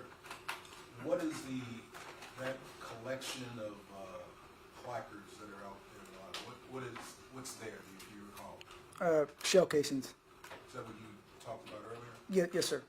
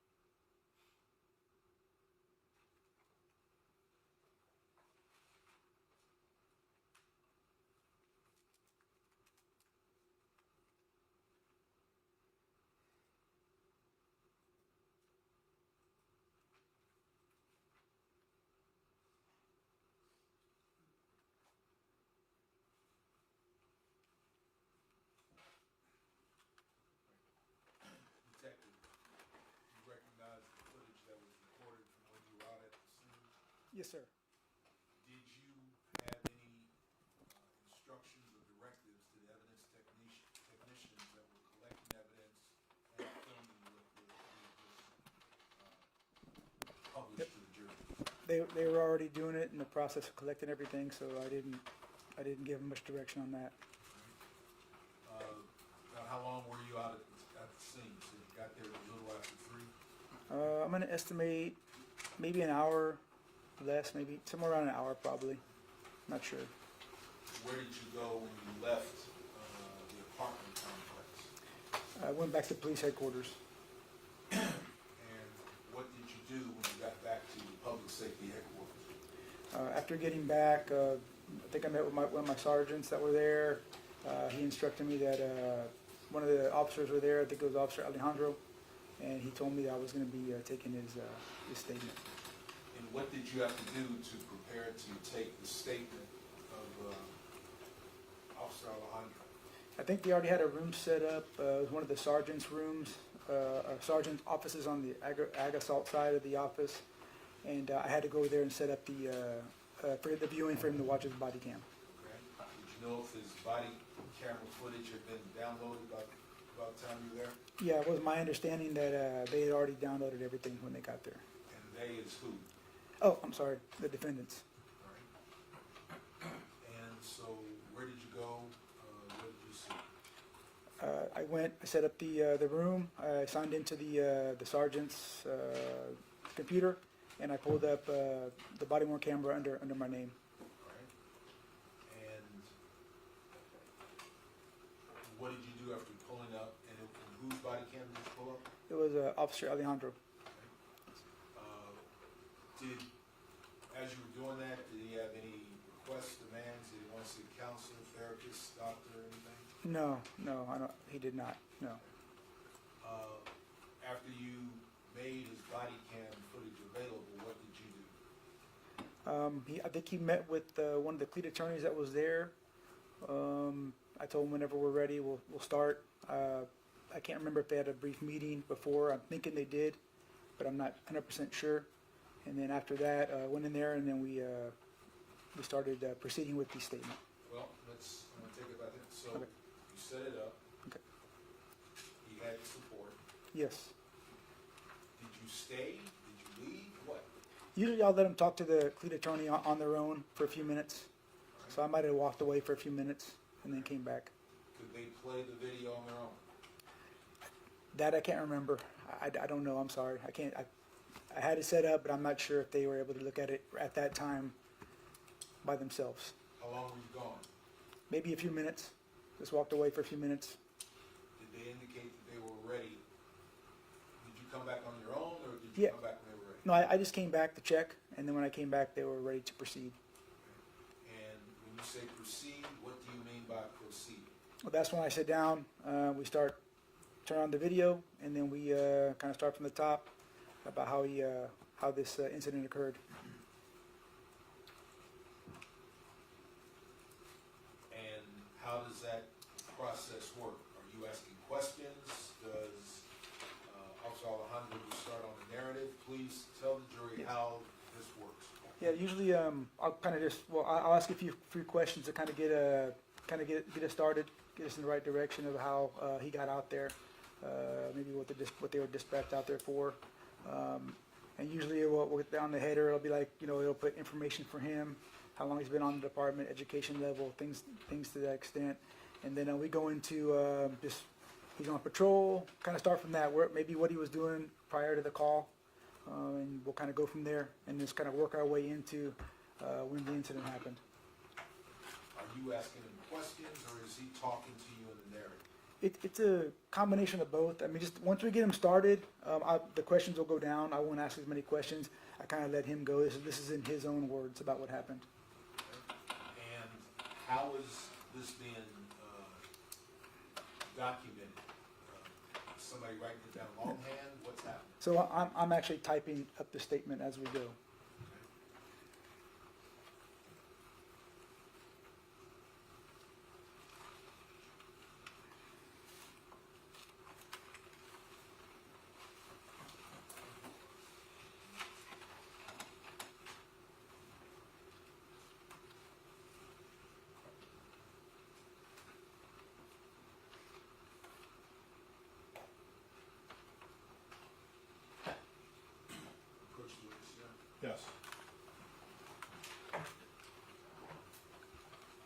Detective, I'm showing you what is marked as State's Exhibit 194 for identification.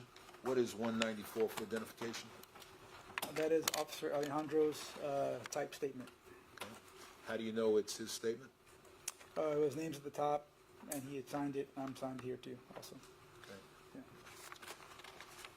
Tender states 194 for identification, defense for inspection. Move to introduce 194 for identification.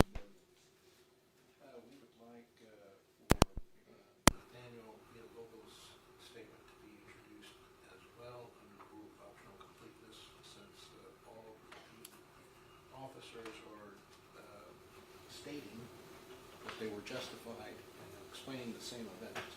And I believe under the rule 106, all of the statements should be introduced. Yeah, Judge, we would enjoy that and agree, obviously, on behalf of Nathaniel Villalobos, that we would be concerned if they entered in two of the officer's statement and didn't enter in Villalobos for optional. I have marked State's Exhibit 195 for identification. What else going to be the statement of Officer Villalobos? I tender 195 for identification to defense for inspection.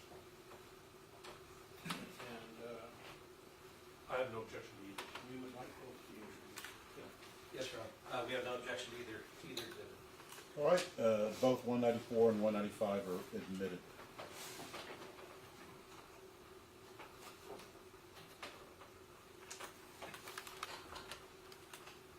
Proceed with one.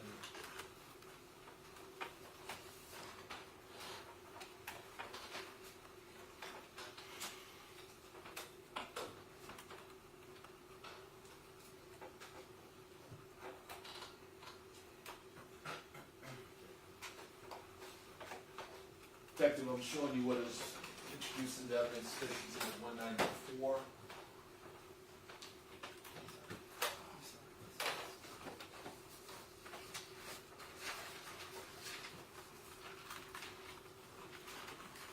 And you recognize 194? Yes, sir. It appears that you were, is that when you completed the statement? Yes, sir.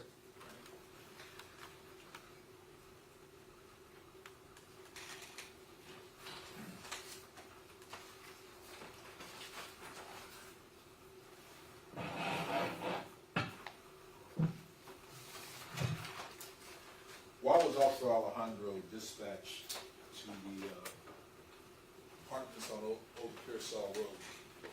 He was there for an officer in trouble.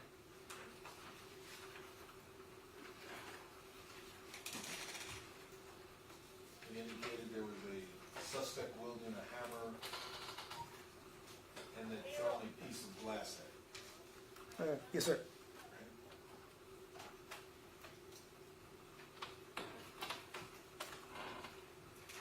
And if you would please go ahead and just read it by way of publishing. Okay. On June 23rd, 2023, at approximately 1:41 hours, I began heading toward an officer in trouble. The details were an officer had a suspect at gunpoint who was wielding a hammer at 6200 Old Pearsall Road. The primary officer advised responding units that the suspect had just thrown a piece of glass at him. Upon arrival, I saw a group of officers standing outside the suspect's apartment. I remember asking one of the officers for an update on what was happening. One of the officers said that the suspect was inside the apartment with a hammer, and she had cut the fire alarm wires to the apartment complex. Then I looked past the officers and observed the suspect holding a hammer in her right hand behind a large TV at a large window with no screen or glass. The officers were standing outside the patio of the first floor apartment, outside the porch, guardrail. At this time, officers attempted to de-escalate the situation by convincing the suspect to surrender. After several minutes, officers were unsuccessful at convincing the suspect to surrender. Therefore, one of the officers jumped the guardrail to assess the situation better and get a better look into the apartment. I then heard a commotion of officers moving away from the railing and someone giving the suspect verbal commands. At that moment, I observed Officer Salinas unholster her weapon and point it toward the suspect, who was still inside the apartment. I was also made aware of another bedridden person inside the apartment. My concern was that the bedridden male was in danger due to the suspect's erratic behavior. I thought he might become a hostage to the female suspect. At the guardrail, Officer Thompson continued communicating with the suspect while other officers created a reaction plan. Because of my experience with the hostage negotiator team, I knew I could occupy the suspect's attention while the other officers implemented the reaction plan. I stood at the guardrail with Officer Thompson to my left while communicating with the suspect. Sergeant Flores told me to continue speaking with the suspect while he and Officer Villalobos jumped the porch guardrail. I unholstered my duty weapon for officer safety as they jumped the rail, knowing she had already attacked an officer. While Sergeant Flores and Officer Villalobos stood at the porch door near the back window, I observed the suspect turn and face toward them as she picked up a hammer in her right hand. I then saw the suspect rush towards the porch window where they were standing, and I observed the suspect wind her right hand in the air with the hammer in her right hand. Fearing the suspect would throw the hammer at Sergeant Flores and Officer Villalobos, I said, "Watch out," as I discharged my weapon several times. At this moment, the suspect took several steps backwards before attacking the officers at the porch window again. During the second attack, I shot at the suspect again and observed her still standing at the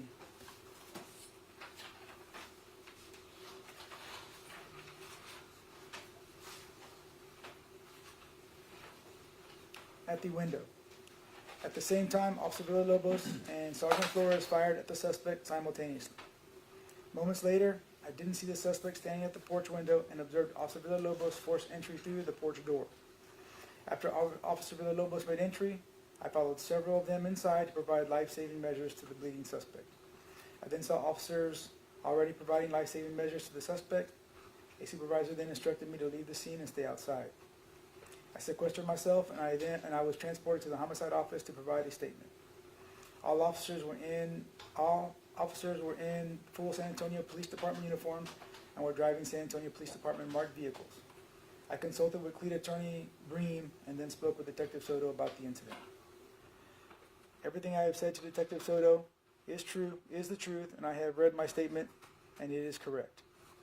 I was not promised anything from my statement, and I have given this statement freely and voluntarily. This incident occurred in San Antonio, Bexar County, Texas.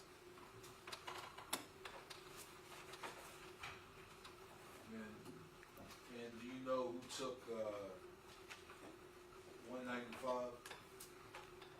I believe that was Detective Carrion. If you would, please. Okay. By way of publishing, right here. Okay. My name is Nathaniel Villalobos. I am currently assigned to South Patrol, and I was on duty today in full San Antonio Police Department uniform and in a marked San Antonio Police Department patrol vehicle. I had my body camera system and my patrol vehicle had active code-band. I graduated the police department in August of 2020. I graduated high school in 2014 and have some college credit hours. I started my tour of duty at 1,700 hours and was assigned to 6361 Tango and was doubled up with 6351 Tango. Officer T. Thompson. I was on a call at Southwest Military in Five Palms, and my partner told me about officers with a suspect at gunpoint in trouble. Officer Thompson asked me if I heard the call. I told him I did not. I think Officer Thompson stated an officer had glass thrown at him. Officer Thompson and I diverted from the call we were assigned to and started toward the direction of the officer in trouble. Officer Thompson drove to the call.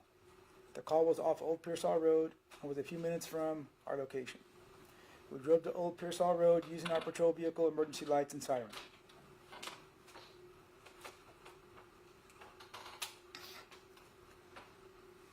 We arrived at the apartment complex and I observed several marked patrol vehicles. I exited our vehicle and moved toward the direction of the officers on scene. I observed uniformed officers standing outside a patio to a downstairs apartment.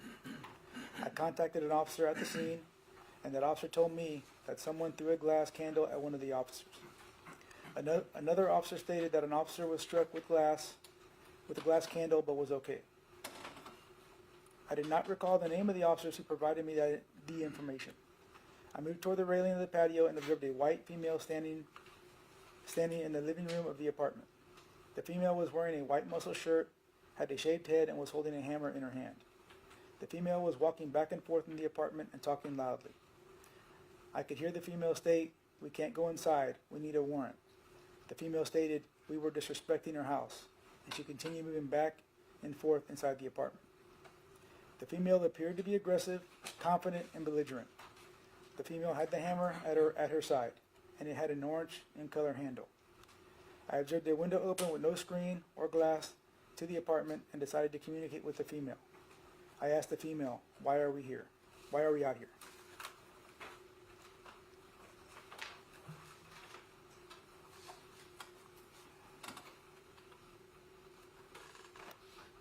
"Why are we out here tonight? What is going on?" The female continued to repeat, "We needed a warrant and were disrespecting her apartment several times and did not answer my question." I could not see anyone else in the apartment. I told the female she injured an officer and we would come get her. I asked the female if she would step out of the apartment peacefully or if we needed to come in. The female stated we would need a warrant. Officer Thompson came to my left side and began to speak with the female. The female continued to repeat, "We need a warrant and were disrespecting her house." Officer Thompson asked the female to come outside. The female did not comply. The female moved inside the apartment and I lost visual of her. I moved onto the patio of the apartment and checked if the patio door was locked. The door was locked and I could not see the female. I placed my arm into the open window and was able to reach and unlock the patio door. I was partially inside the window as I moved back from unlocking the deadbolt. I heard Officer Gomez and Officer Salinas state the female was coming back into the living room and was headed toward my direction with the hammer. I could not see the female. I unholstered my weapon, fearing the female could attack me with the hammer. I pointed my weapon at the door and could not see the female. I heard the female state, "We needed a warrant and were disrespecting her house." I reholstered my duty weapon and moved or jumped from the patio back to the other side of the railing. I observed the female inside the apartment, standing next to the window. Officer Thompson spoke with the female for a few minutes, and I decided to move from the location to speak with a supervisor regarding the situation to inform him I had been able to unlock the door. I spoke with Sergeant Flores, who was a few feet from the apartment. I told Sergeant Flores I was able to unlock the patio door, and he told me to stand by. Sergeant Flores stated another supervisor was getting less lethal to the scene. I moved back to the patio where Officer Thompson was talking with the female inside the apartment. The female continued to repeat herself and was not complying with our verbal commands. Officer Elazar Alejandro came up to the patio area where Officer Thompson and I were staged. Officer Alejandro asked the female if we got a warrant, would she come out and talk to us. The female stated, "You need a warrant," and refused to come outside.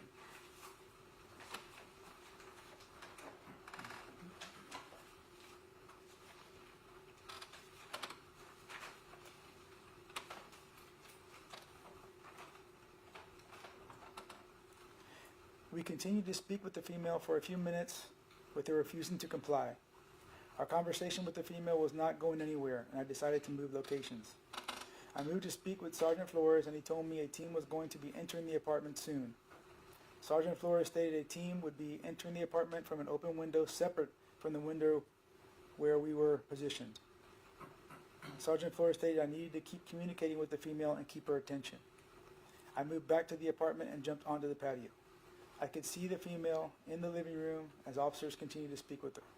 I could see the female looking at my direction as I jumped the railing, so I unholstered my taser after I landed on the patio. I lost sight of the female once I jumped onto the patio. I had the taser in the low ready position, and I moved to check on the door. I moved the door handle, trying to open it, and it was locked, which surprised me as I thought I had unlocked it. At about the same time I tried to open the door, I heard gunshots coming from behind me. I could not see who was firing. I moved away from the gunshots, which were coming from my left side.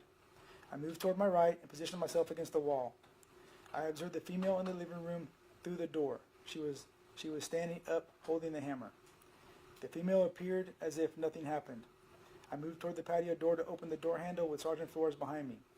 Sergeant Flores moved me toward my left, and I could see the female. As I moved toward the patio door, the female was sprinting directly toward me with a hammer. The female was a few feet away from reaching the patio door, and I moved backwards to create to space. I lost sight of the female, and I holstered my duty weapon. I had my taser in my support hand. I thought the female was about to exit the apartment and attack us with a hammer. I thought the female would exit the apartment at any time, and due to limited space, I was not able to move.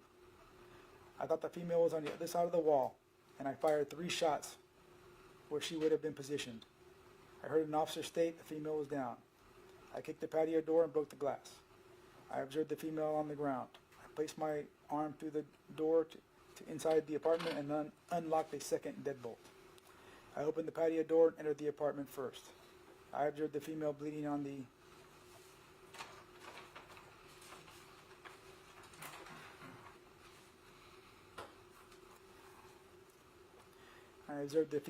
the floor, and she was conscious. I moved to the female and began emergency aid. An officer handcuffed the female, and I began to apply life-saving measures. I moved to my patrol vehicle to get medical supplies and returned to provide aid on the female. I was instructed to move from the scene as other officers provided emergency aid. I remained at the scene until I was instructed to give a statement at the homicide office. Officer Andrade gave me a ride to the homicide office to provide a statement. This concludes my actions in this statement.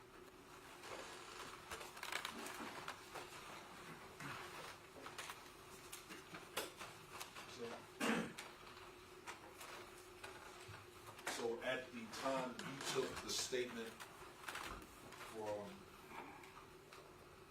Officer Alejandro,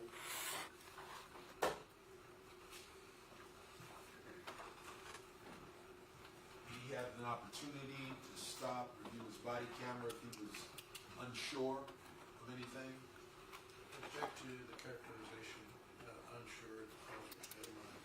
Interference? Well, also, Your Honor, we would also object that this witness, as far as, are you referring to Villalobos? Alejandro. Oh, never mind. Was this all one setting or was it iterative? Did he stop, review, did he have the opportunities when I'm asking? Talking about Alejandro. To compound and vague. No, you can refer. Did you write Officer Alejandro's statements 2 pages? I did Officer Alejandro's statement, yes. Yes. Was it, those 2 pages, was it all in one setting? Did he just work and you kept up? Or did he stop, go back? So the way I remember it is we went through, we finished it, and then it's not just like all in one thing. Like we have to go, we take it to the sergeants, we take it to the captains, they review it, usually for like punctuation, stuff like that. And then we bring it back to them, and they get to make sure that, you know, they fix it the way they want it, the statement to look. Did he ask to see his camera again once he started reviewing the statement? We watched the body-worn camera. I honestly, sir, I can't recall if he did ask. I don't know. I can't remember. All right. Who or what is Cleat? They're attorneys. They're attorneys that work with officers in situations like this. And how did they know to show up?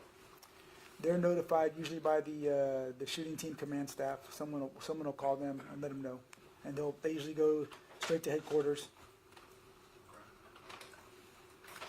And so that process you described, so before the statement is signed, it's shown up the chain of command. Yes, the captain and sergeants and lieutenant will read them. Yes, sir. You recall if the chain had any other questions for Officer Alejandro? I can't recall exactly, no, sir. Ultimately, he signed what has now been admitted to evidence, states 194. Yes, sir.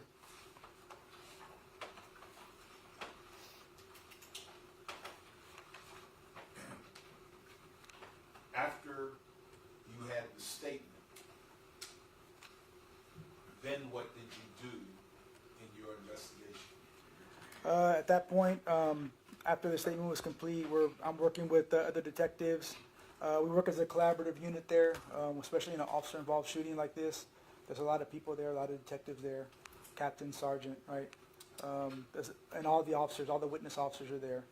It's a closed office to the public. Nobody can come in there. No other officers can come in there, like civilians can come in there. We have it closed off. And in this particular event, I mean, there was a lot of people involved in this. So at that point, I'm talking to different detectives. It was kind of chaotic because of all the people that were there in the office. And yeah, I'm just meeting with different detectives. They're coming to me, showing me things, showing me body-worn camera footage from some of the people that they talked to and officers they took statements from. Did you have to leave public safety headquarters to do anything? Eventually, I did later on in the morning. What did you have to do? Before I left, I received a call from, I can't remember, I think it was one of Melissa's sisters. I don't know exactly who. And I think, or it could have been Alexis Tovar, her daughter, I'm not sure. But I received a call, spoke with them briefly on the phone. They were concerned that they believe this incident involved their sister and mother. I didn't want to give them too much information on the phone, but asked them if we can meet up later that morning. Did you actually go and meet up? Yes, sir, I did. We did meet up. Who did you meet up with? I met with Melissa's daughter, Alexis, and I think two of Melissa's sisters and one of her brother-in-laws. I don't have their names off the top of my head. Do you recall meeting with the Daisy Nieto? I'd have to look at my report. I'm not sure. Please Yeah. open it up and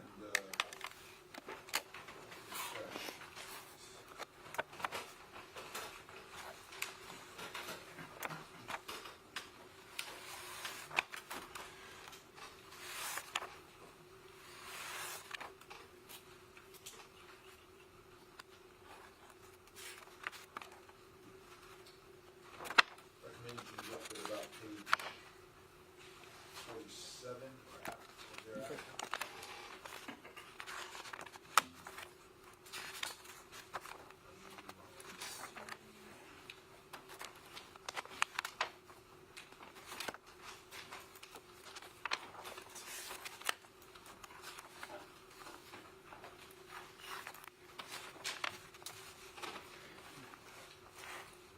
We also will technically move on from that. Okay. What is the purpose of meeting with that family?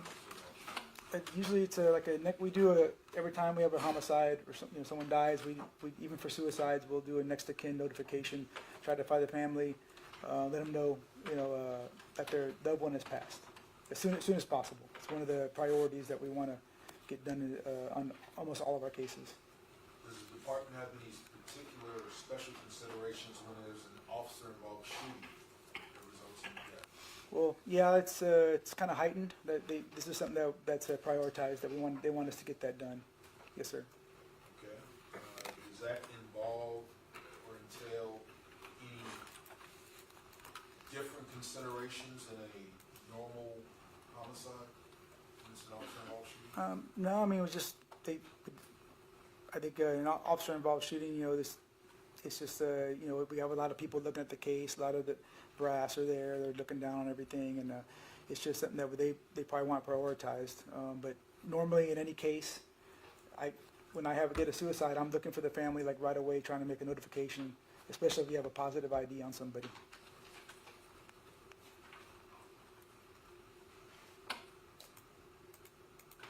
You know how long you met with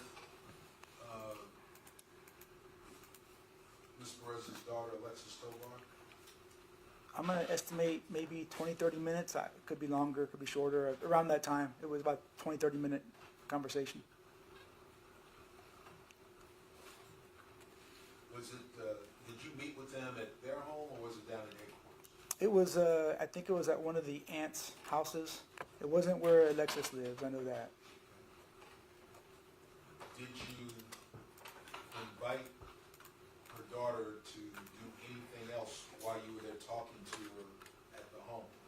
Yeah, after we were done, it was requested by me to ask them if the daughter wanted to see the body-worn footage of the incident. Did she? Yes, she did. And an appointment was made for later on that afternoon. Did you relay that appointment to Ms. Tovar? Yes, I did. It was actually, we confirmed the time later on.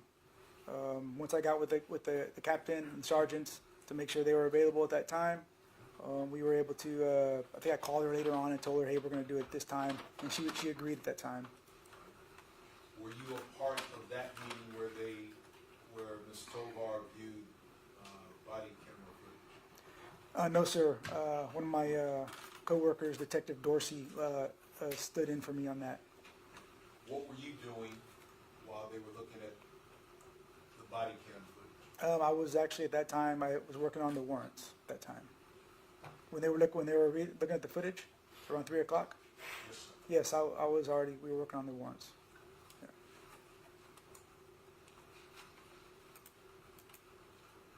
Why were you doing that? After a meeting with the captain, Captain Van Geffen, we discussed the case. This was around maybe 2:30ish, maybe a little later around that time. The reason I recall it because it was before the appointment for Ms. Tovar to see the footage. So met with Captain. We discussed the case. I don't think any of the sergeants were there. It was just me and him. And we came to a mutual agreement that there was probable cause in this case to move forward. Now, to reach that decision, what had you yourself done besides taking Officer Alejandro's statement? Right. Watched body cam footage from the 3 defendants, other officers that were there near the crime scene, near the scene, the porch area, and read the statements of the other officers. You said you watched whose body cam footage? The defendants, Sergeant Flores, Elazar, and Villalobos. And if you could please, could you identify Defendant Flores? Yes, sir. When not identified article clothing he's wearing. Yes, sir. He's wearing a gray suit and a gray tie. He just stood up. And could you identify Defendant Alejandro? Yes, sir. He's wearing a black jacket with a tie. And And could glasses. you identify? And could you identify Defendant Villalobos? Yes, sir. He's wearing a blue jacket with a red tie. And for the record, Your Honor, the witnesses identified the defendants. Now, so you remember about what time you went to see Ms. Tovar and her family? I'm gonna say it was around 9 o'clock, maybe. Around that? Oh, no, I'm sorry. Maybe around noon. I think it was around noon. Yes. About how long did you stay there? Maybe 30 minutes. Maybe. Yeah. So you're back in your office about 1 o'clock. Yeah. Probably around that time. Maybe a little before. Is that when you restate again what you Yeah. did when Just you got back? started reading more statements, looking at more body cam footage of the incident.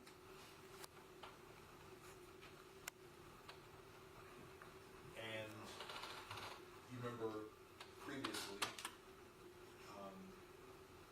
I'd asked you what your initial observations were out at the apartment. Yeah, initially I had concerns just because of the placement of the shell casings and Ms. Perez being inside the apartment. So the work you did, the tasks you went through once you got back from the visit, did you pursue those concerns when you got back with the body cam? Yes, I did.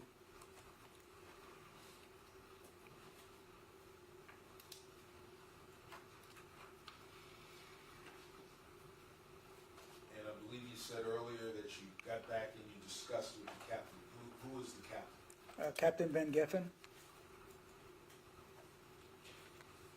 Judge, could I just have a clarification? What time was that? Because I'm getting confused on the AM and the meeting with the Van Geffen. Okay, Yeah. Oh, I'm sorry. I missed the meeting. It was like around 2:30 p.m. Yeah, I'm sorry, sir. Yeah. this is also, what day is this? This is on the 23rd, So, Friday.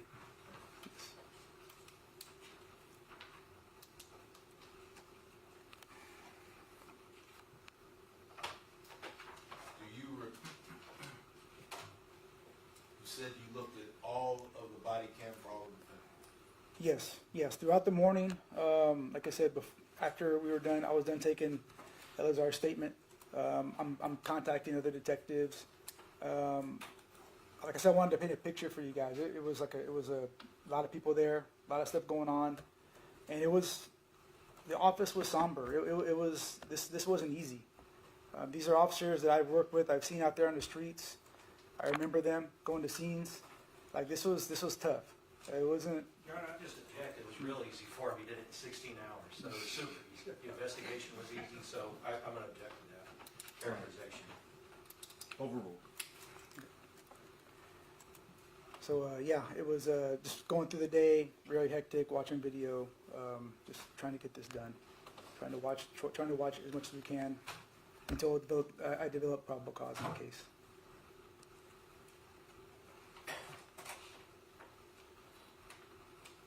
At this time,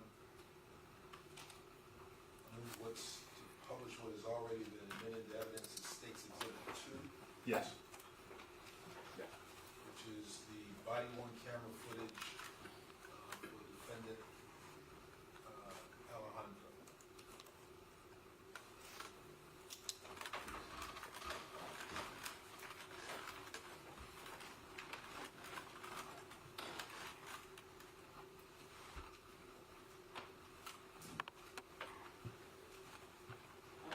And yes.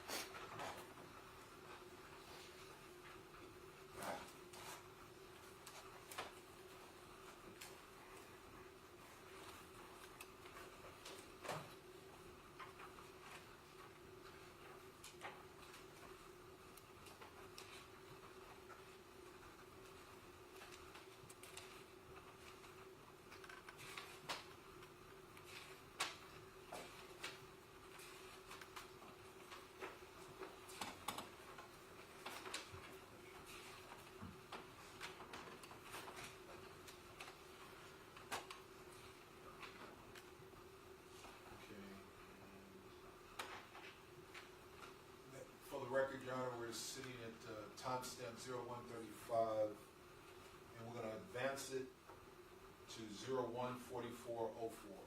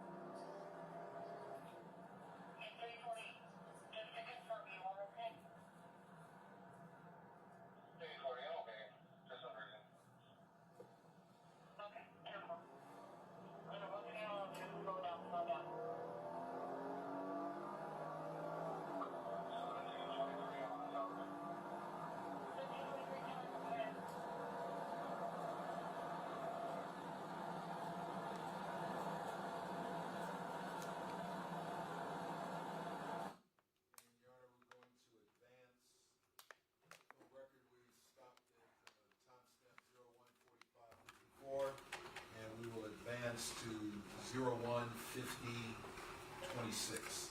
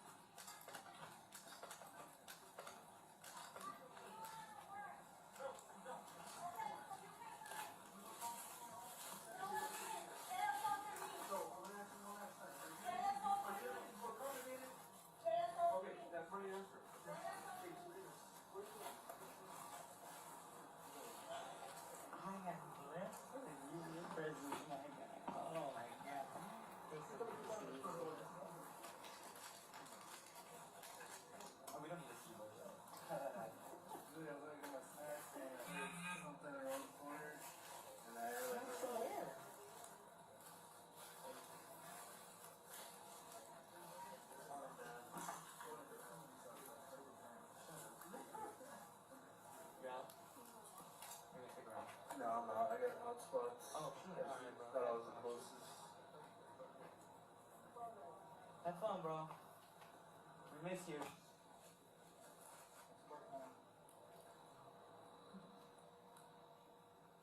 It's this apartment, right? 3102? I took it down. What's up?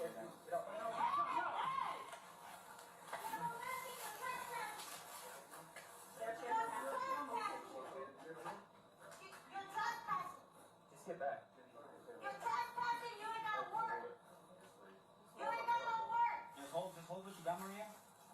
Get low so you're able to jump back. I don't give a fuck. You ain't got work. No, because we can't get there. There's no point in taking it. Back up a little bit, right? Back up a little bit. Come on, I'm gonna give the maintenance guy really quick before we go on and grab it, all right? Who's got the shield?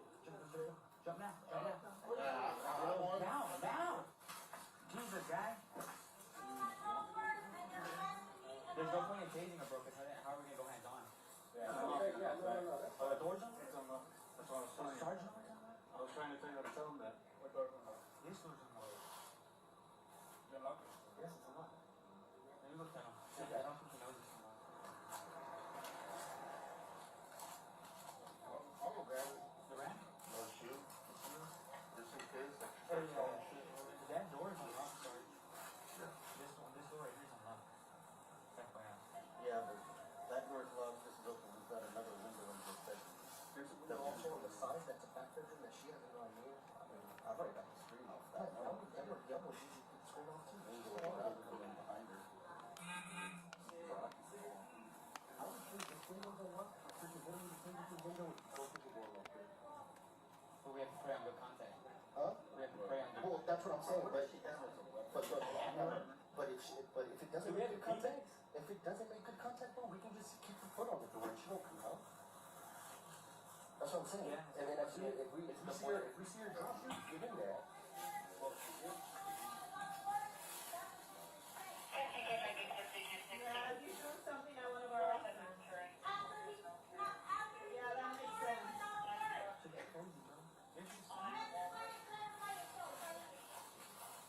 You should do that for yourself, honey. You ain't got no warrant. You knock my door down. Or my face, bet you heard my me. gate, Oh, my let's go. window.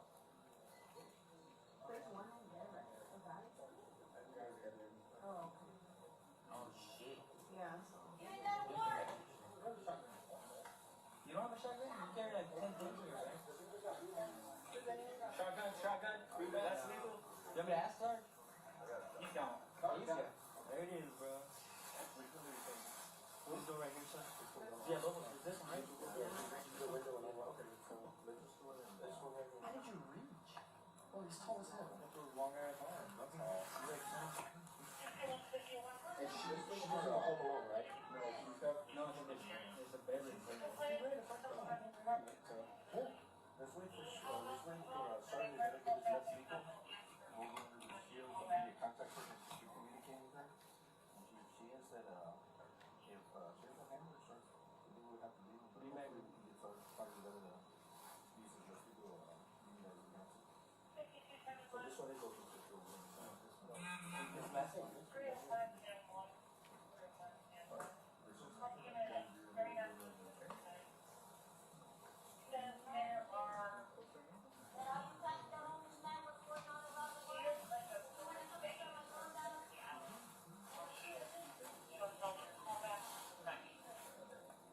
God bless you.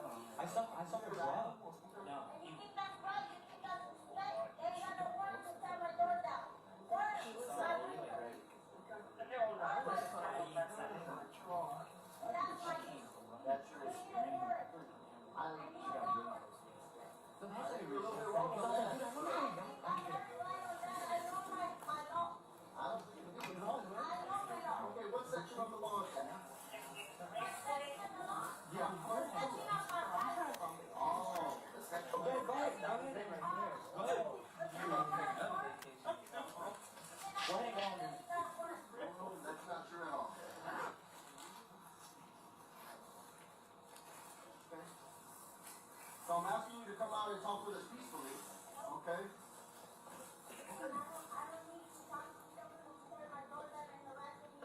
Well, I didn't tear your door down. I didn't tear your door down.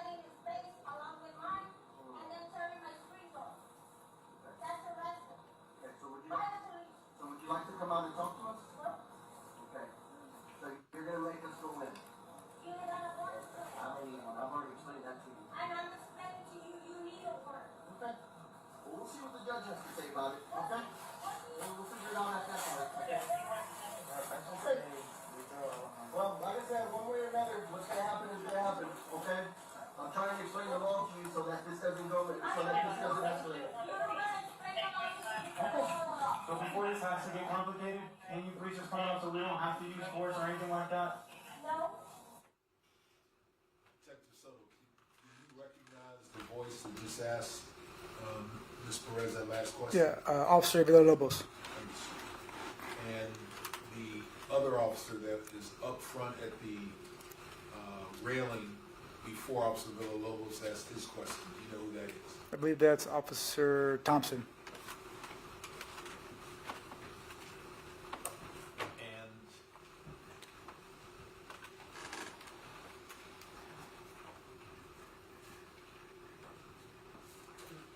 from the knowledge, I'm showing you what is states in evidence, it states 195. That Officer Thompson you just identified in the body cam, is that the same officer that Officer Villalobos put in his statement he was doubled up with this night? Yes, sir.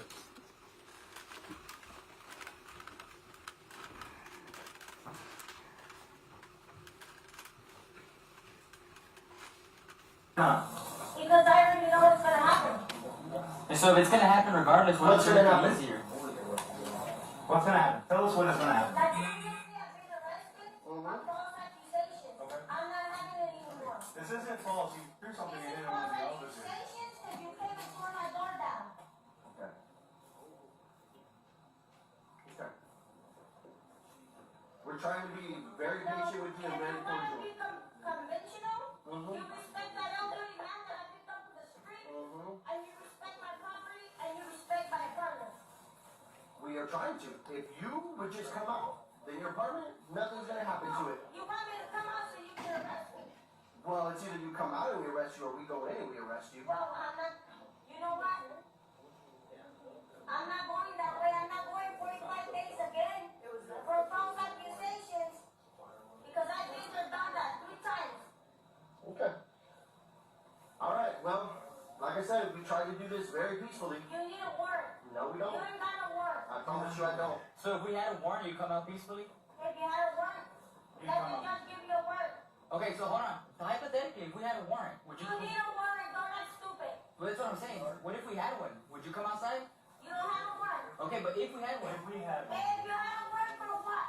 So the warrant matters now, For huh? what? So now, Exactly. You don't even know for what. does it For matter? what? And a warrant for what? Explain to me. You're the officer, right? You seem to know You more know than the me. law, right? You seem to know more than me, so you tell me what the warrants would be for. No, you're the one who's harassing me, so you tell me what the warrant for. got here. I just Yeah, got we're here. good. Look, hey, we're just trying to help you. You're not helping me because you're harassing me. How are we harassing you? Because you're shining the lights, kicking my door down. Are you sure that was me? That was the other gentleman. They kicked my door down and my Okay. picture down. Is your door kicked down right now, though? They kicked it down. They If- tore down pictures and they tore off the screen. If it was kicked down, we'd be inside. Don't you think that makes sense? Don't act stupid because you know what? I'm That's not. not rolling. What's rolling? That's ridiculous. What's Don't rolling? embarrass yourself, sir. I'm asking you what's rolling. The camera. What There's camera? cameras rolling, trust me. What cameras? There's cameras rolling. Where? And Tell me where they're at. station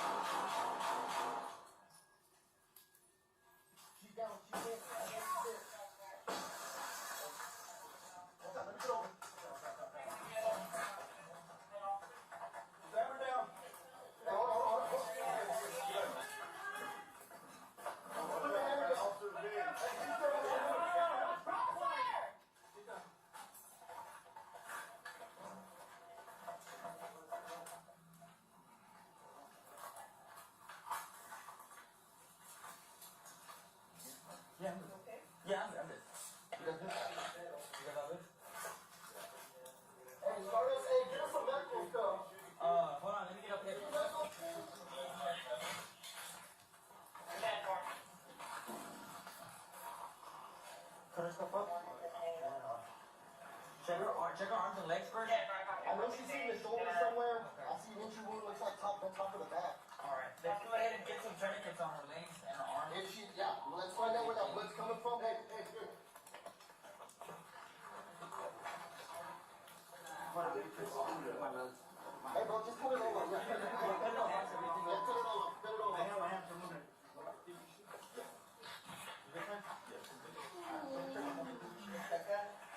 You good? You good, B? Yeah, I'm good. Let's make sure her legs aren't bleeding.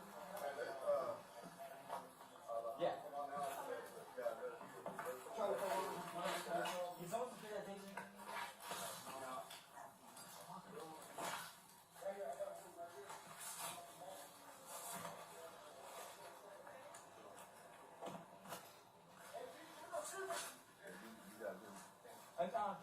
Did you fire? No, I didn't fire. It was just you and the sergeant. Okay. You wanna hang out with me? Yeah. I'm gonna go through my car first. That works?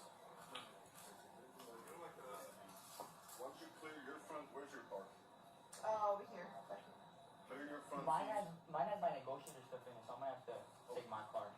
Okay, then clear your front seat. Okay. So she can jump in with me? Yeah, I guess, yeah.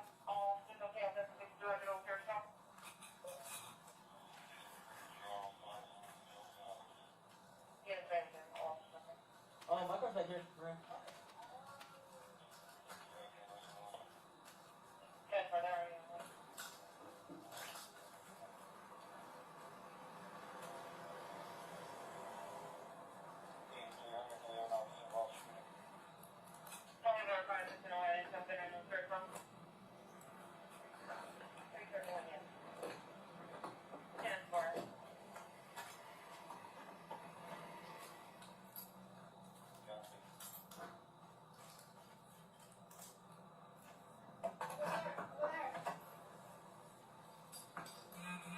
You wanna bring your stuff over, dude? You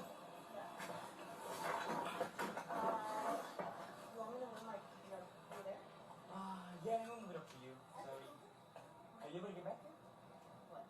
Your car back here? Okay. So you want me to move? Are you? Oh, you can just bring your stuff. Whatever you want. Yeah, let me just get my stuff out of here, and then you can bring it right back here.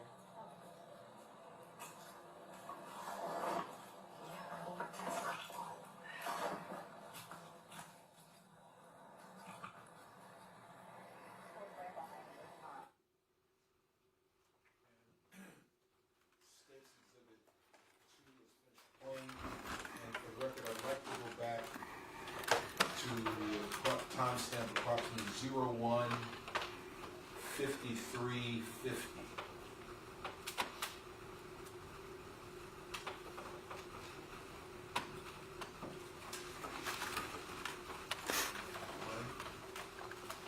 The ram? No shield? 1 minute for 1 minute. Just in case? Oh, yeah. That's what I'm saying, but if it doesn't keep it, that's what I'm saying. Yeah.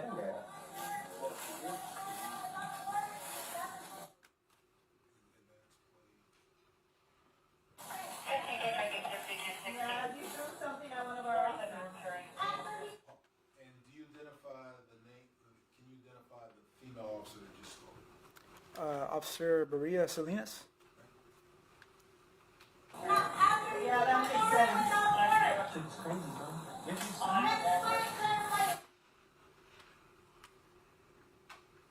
Can you identify whose voice it was that said approximately 01:53:55, chick's crazy, bro? Can you go back to I'm sorry. Yeah. You threw something at one of our officers. Yeah, that makes sense. It's crazy, bro. I believe that's Officer Alejandro. See, You should do that for yourself, honey.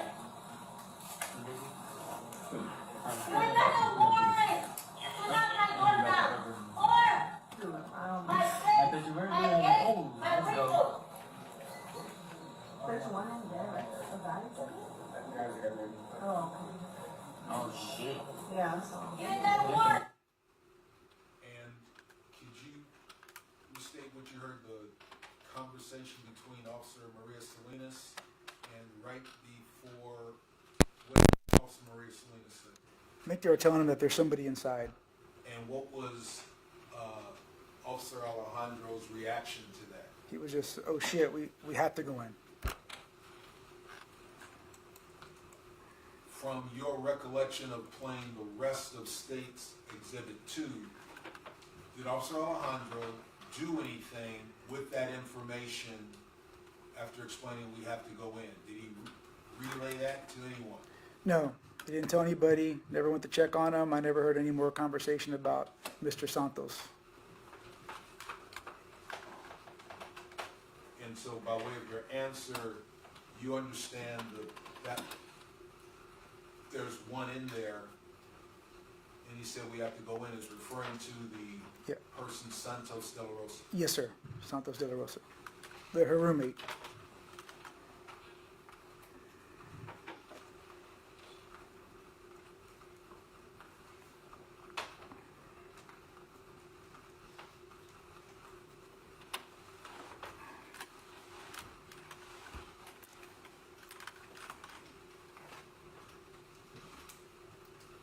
Now, the state would move to publish what has been admitted into evidence as State's Exhibit 3, Yes. which would be the body-worn camera footage for Officer Villalobos.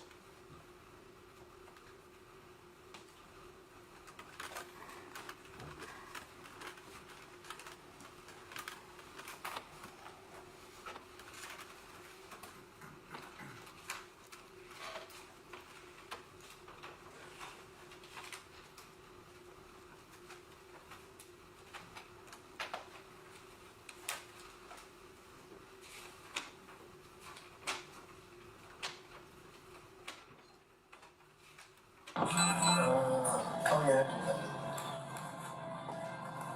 I think I see him. Security lights.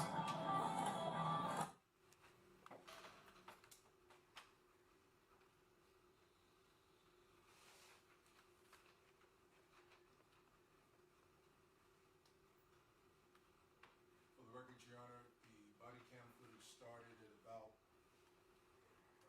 01:38:30, and I wish to advance it to approximately 01:42:25.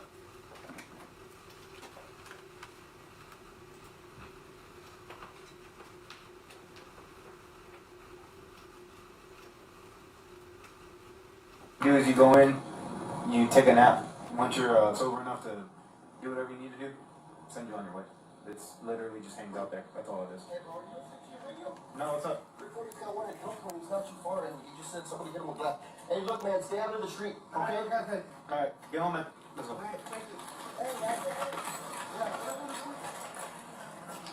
Sorry about that. Freaking stuff. People got covered.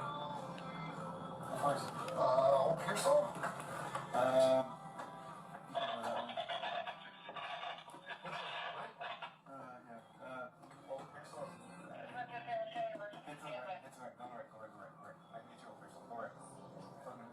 Slap and go. Yep, go. For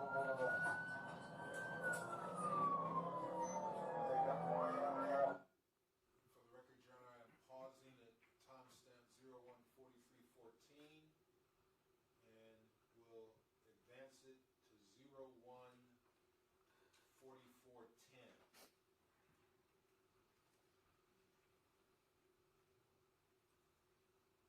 It should be 340. I'm telling you. This is at Old Pearsall. Is this Old Pearsall? Yes. And is this where they're at? Fucking stop. Yeah, I know. Stop. I know. 3040, slow down. Whatever you can, have an apartment. Yeah, all that is on there.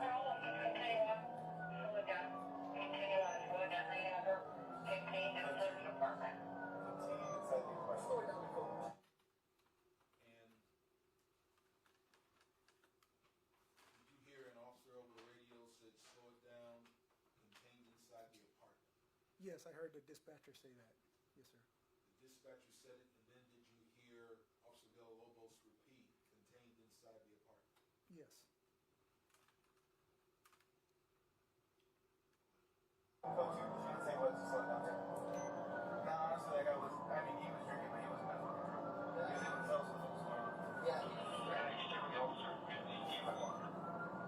Pause, Your Honor, at approximate timestamp 01:44:49 and advance to approximately 01:47:01. Play.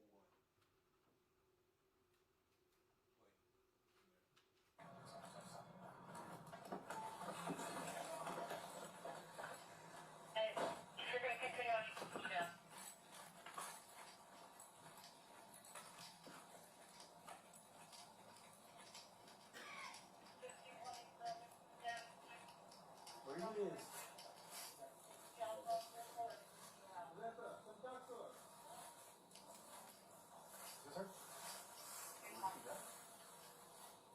So, I guess it's about me, And Detective, do you recognize the voice of the officer that's talking right now, the one Officer Villalobos is speaking to? I believe that's Officer Rojas. Rojas? Put up on the wire for the. What's her name? The farm, right? Yeah. She's the only one here? No, there's no one that will get it. Like, when, they're gonna go, they're kicking the door, he loves. They're kicking the door, who's gonna work? You wanna come out here and talk to me? You got it, right? Oh my God, Jesus, picture that. You're disrespecting the home. You ain't got no work. Go get a work and then come talk to me. You can't just talk to me right here, what's going on? Why not? Already shut down my window and they're harassing my elderly man next door. Who's I'm it? getting harassed by you guys and everybody's watching. So you're not gonna come talk to me? Why not? I'm not gonna talk to nobody. Why not?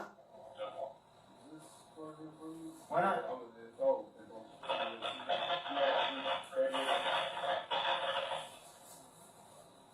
You wanna come talk to me?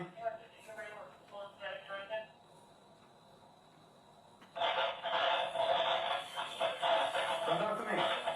Come outside. You can talk to me right here. I can't do nothing about it right here. Come talk to me. They harassed me, they kicked my door down without no work. Everybody's watching you all of America. Melissa, come out here and talk to us. No. They're disrespecting my work. My work. I know, she's right there. Is anything said I can't get her? No, we tried to kick the door. I'll go try the fucking window. We tried that, she started throwing, like, she tried to do that, and then she had to grab the hammer. I had to with the hammer. Mikey, grab the hammer. Yeah, because he tore my door. And for the record, I'm pausing at 01:49:16, and I'd like to back it up approximately 10 seconds. Tried to kick the door. I'll go try the fucking window. We tried that, she started throwing, like, she tried to do that, and then she had to grab the hammer. And did you hear Defendant Villalobos say, "Why don't we just try the window"? Yes. And what was the response he was given from an officer? I can't tell who it is. He said we tried, but she grabbed the hammer. Hammer. Mikey, grab the hammer. Yeah, because he tore my door Police down. comes in. My Okay, door the broke. hand shield in the You don't take somebody's door down without warning. That's protocol.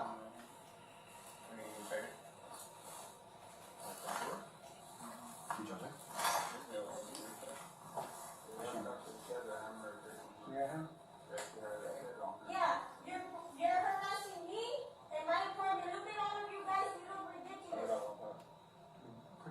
Because you're harassing me and my apartment. Ma'am, you wanna talk to me? No, I wanna talk to nobody. You need to leave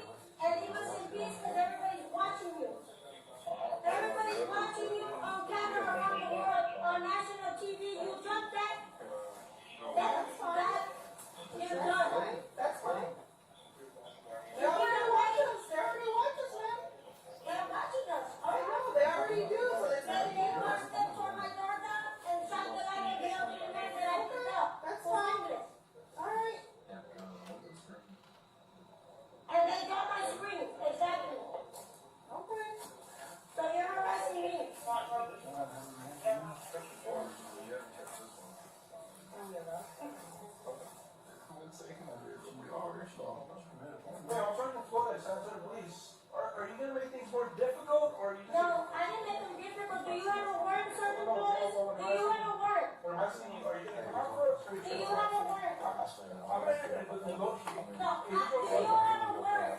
No, we don't, and we don't Okay, support so it. you can't come in. You assaulted one of my officers? No, I didn't. They assaulted me. So, I'm gonna ask you one last time. Are you They assaulted are you gonna me. be more complicated? They assaulted Okay, me. that's my answer. They assaulted me. They assaulted me. They assaulted me.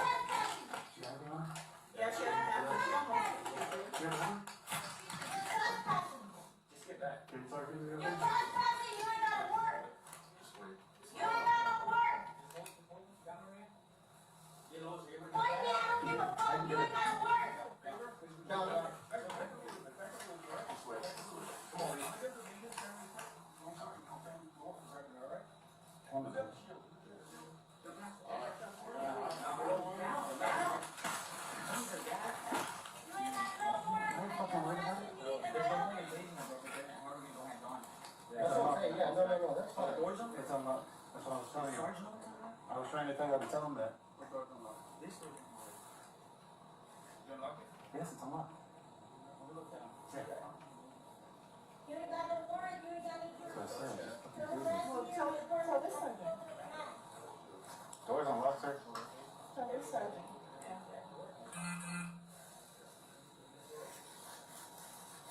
Check my door down with no warrant.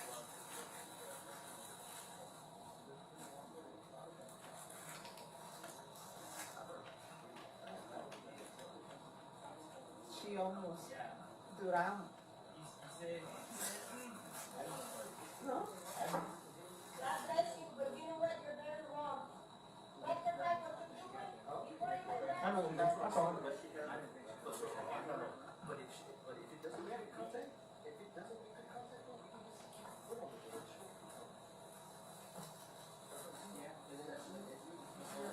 You're coming up to my door, and you're the door down without a warrant, that's a disrespect.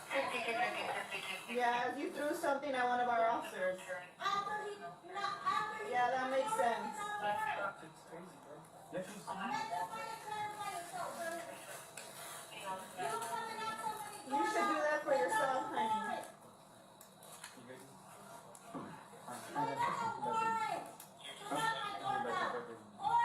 Dude,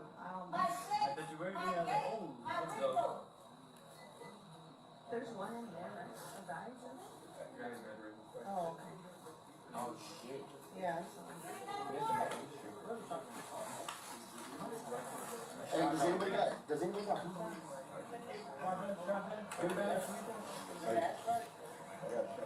Sorry, got it.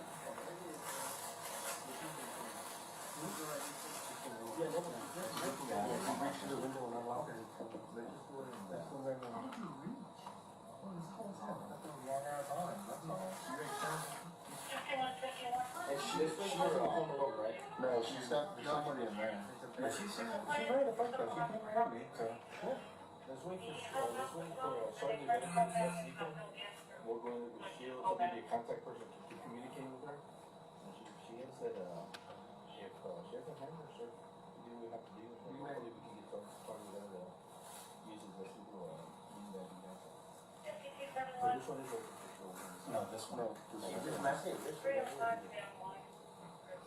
Oh, This is gonna be a little bit of a thing.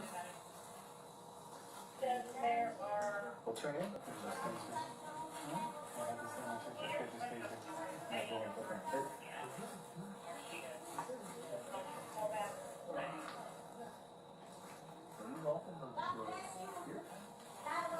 What's her name? What's your name? You already know my name. I don't. I wasn't here. So what's your name? My name is Melissa Perez. My name's the one who's being harassed all across America. Miss Perez, you don't want to come on and talk to me? No, because I'm gonna get arrested because I already know the way it works.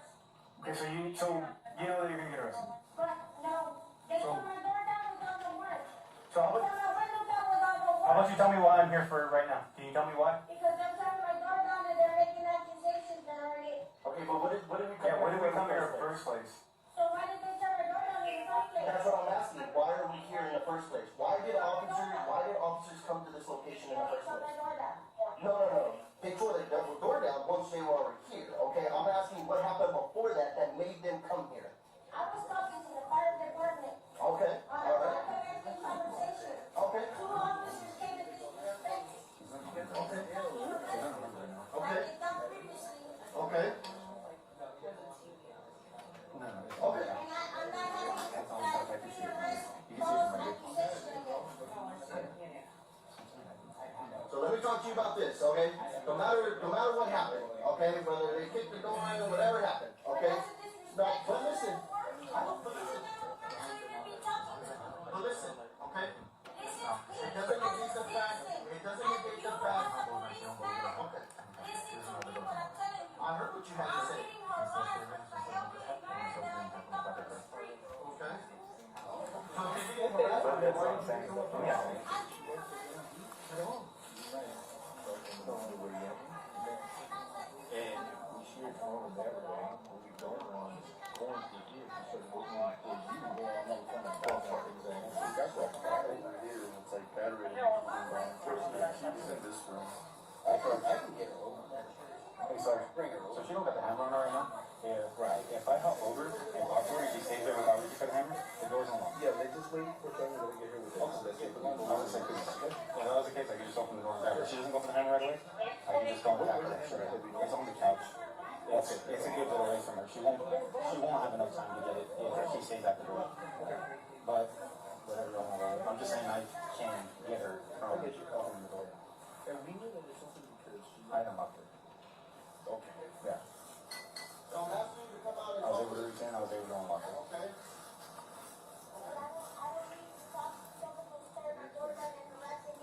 Well, I didn't say your door's down. I just asked you.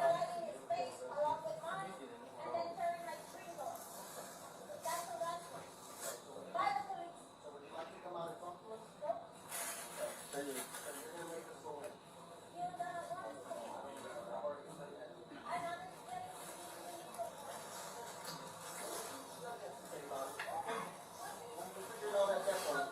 Okay. Well, like I said, one way or another, what's gonna happen is gonna happen, okay? I'm trying to explain the law to you so that this doesn't escalate. So before this has to get complicated, can you please just come up so we don't have to use force or anything like that? No, Why not? because I already know what's gonna happen. So if it's gonna happen regardless. What's gonna happen? What's gonna happen? Tell us what is gonna happen. Like previously I've been arrested on false accusations. Okay. I'm not having it anymore. This isn't false. You threw something and hit one of the officers. Accusations because you came and tore my door down. Okay. Okay. We're trying to be very patient with you and very cordial. You want to be conventional? You respect that elderly man that I picked up in the street, and you respect my property, and you respect my apartment. We are trying to. If you would just come out, then your apartment, nothing's gonna happen to it. You want me to come out so you can arrest me? Well, it's either you come out and we arrest you, or we go in and we arrest you. Well, I'm not, you know what? I'm not going that way. I'm not going 45 days again for false accusations because I did done that 3 times. Okay. All right. Well, like I said, we try to do this very peacefully. You need a warrant. No, we You don't. ain't got no warrant. I promise you, I don't. So if we had a warrant, you come out peacefully? If you had a warrant, You let come me up. just give you a warrant. Okay, so hold on. Hypothetically, if we had a warrant, would You you? need a warrant. Don't act stupid. But that's what I'm saying. What if we had one? Would you come outside? You don't have a warrant. Okay, but if we had one, If we had one. If you had a warrant for what? this If okay, you we're had not a warrant managing for that. what? So now, Exactly. You don't even know for what. does For it matter? what? And a warrant for what? Explain to me, Jennifer. Yeah, the officer, right?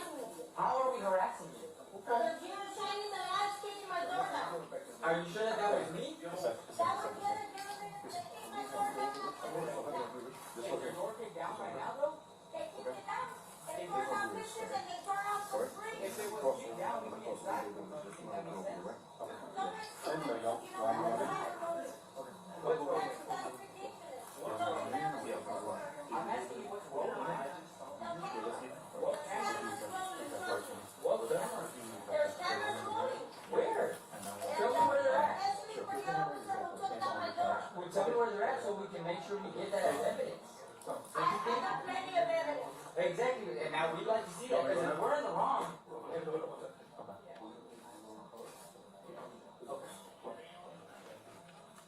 Okay, so if we have all this evidence. You ain't got no work.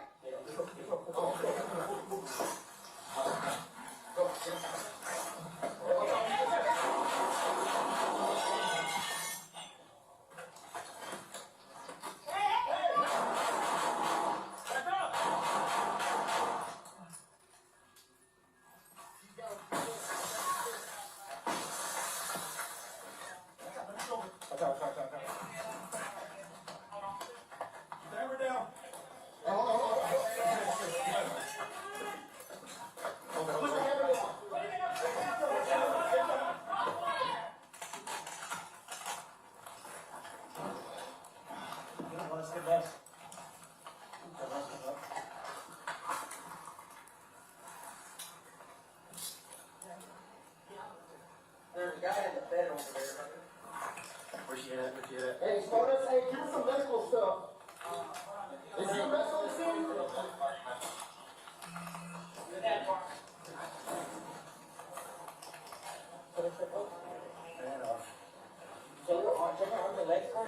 I know she's seen the shoulder somewhere. I see an entry wound, looks like the top of the back.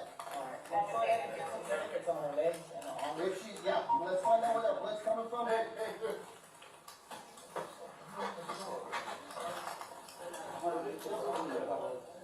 bro, just cut it off. Yeah, cut it off. Yeah, cut it off. Cut it off. I am. I'm moving it.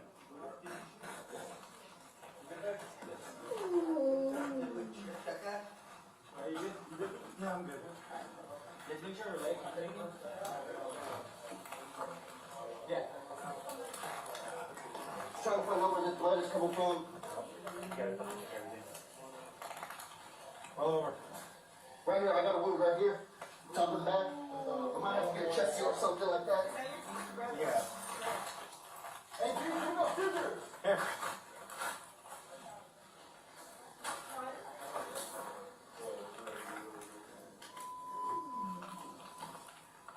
Alright, right here to the chest.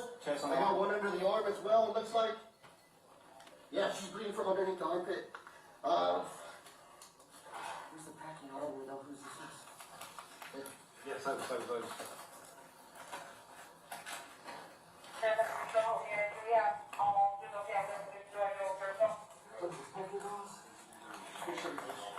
Alright, bro, this is gonna go underneath her armpit. We'll see if we can pack it.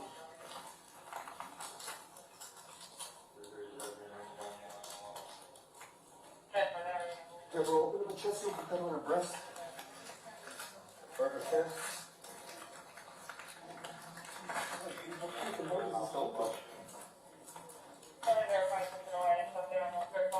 Yeah.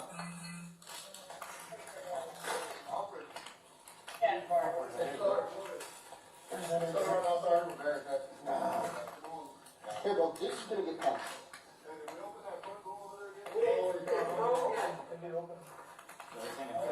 Bro, this is little packing dogs. Yeah, we don't have any packing dogs. Here, bro, chest seal here. We gotta get the fucking seal off of it. Where? Somewhere. Chest seal right here in the back, and then we're gonna put one on her front. Okay. Hold tight.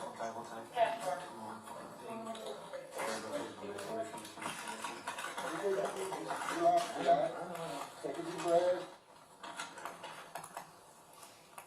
We have another one? So I know we got one under the armpit. We just put a chest seal on the one on the back, and then she's gonna have one. It looks like an exit through her. Weapons room? No, I think we got rid of everything, man. Yeah.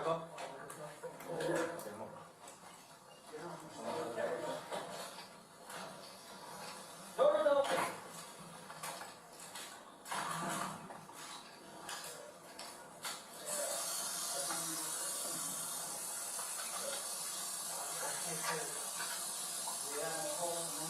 Yeah, fucking water faucet hits over here.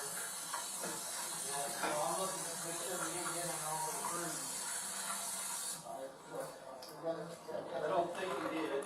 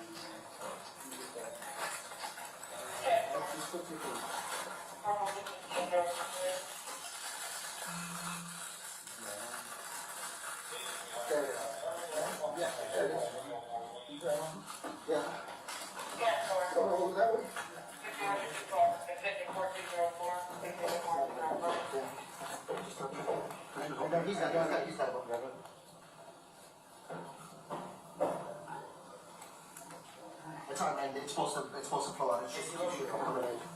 Yeah. Yeah, you gotta go, bro. Yeah. Just take that shot. Yeah, go. Yeah, go.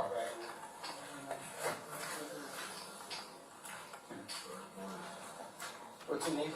He's far okay. I did too. Okay. He's okay. All right.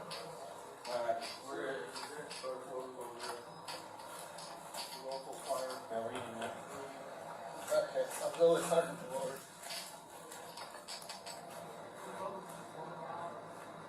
Right here. Younger. Yeah. Yes, sir. I got you, brother. So let's go keep this up. Clear your front seat. Let us sit up front. Yes, sir.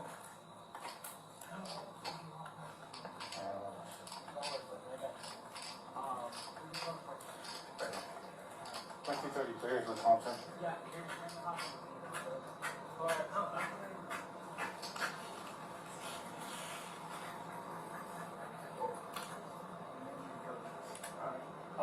Take a seat, bro.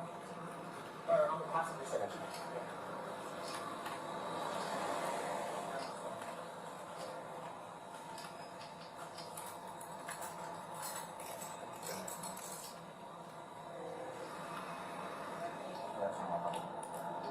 Yes, sir. There was 3 locks on it. So the one that I originally had unlocked, there was one above that one too. So when I tried pulling it, she.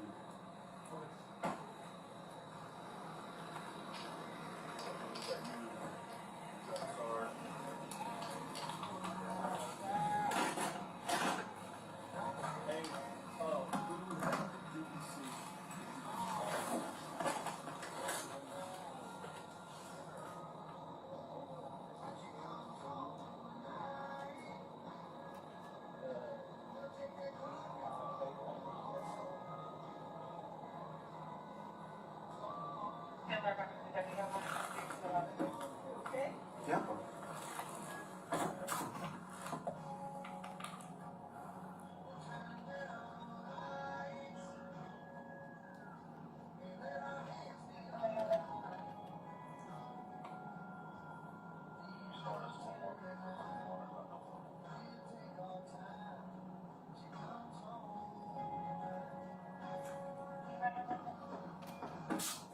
Turn off your bottle cap, and then let's turn off your cold man. I'm going to go ahead and interrupt. Members of the jury, it's 5:22. We're going to go ahead and break for the day. We cleared our docket for tomorrow, so be here no later than 9:15. We'll go through the entire day. All right, we'll see you tomorrow. All right for the jury.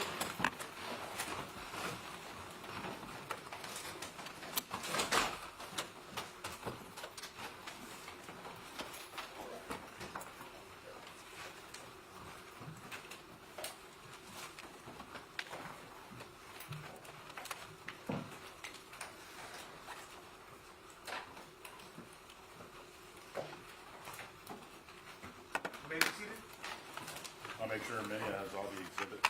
Yes, sir.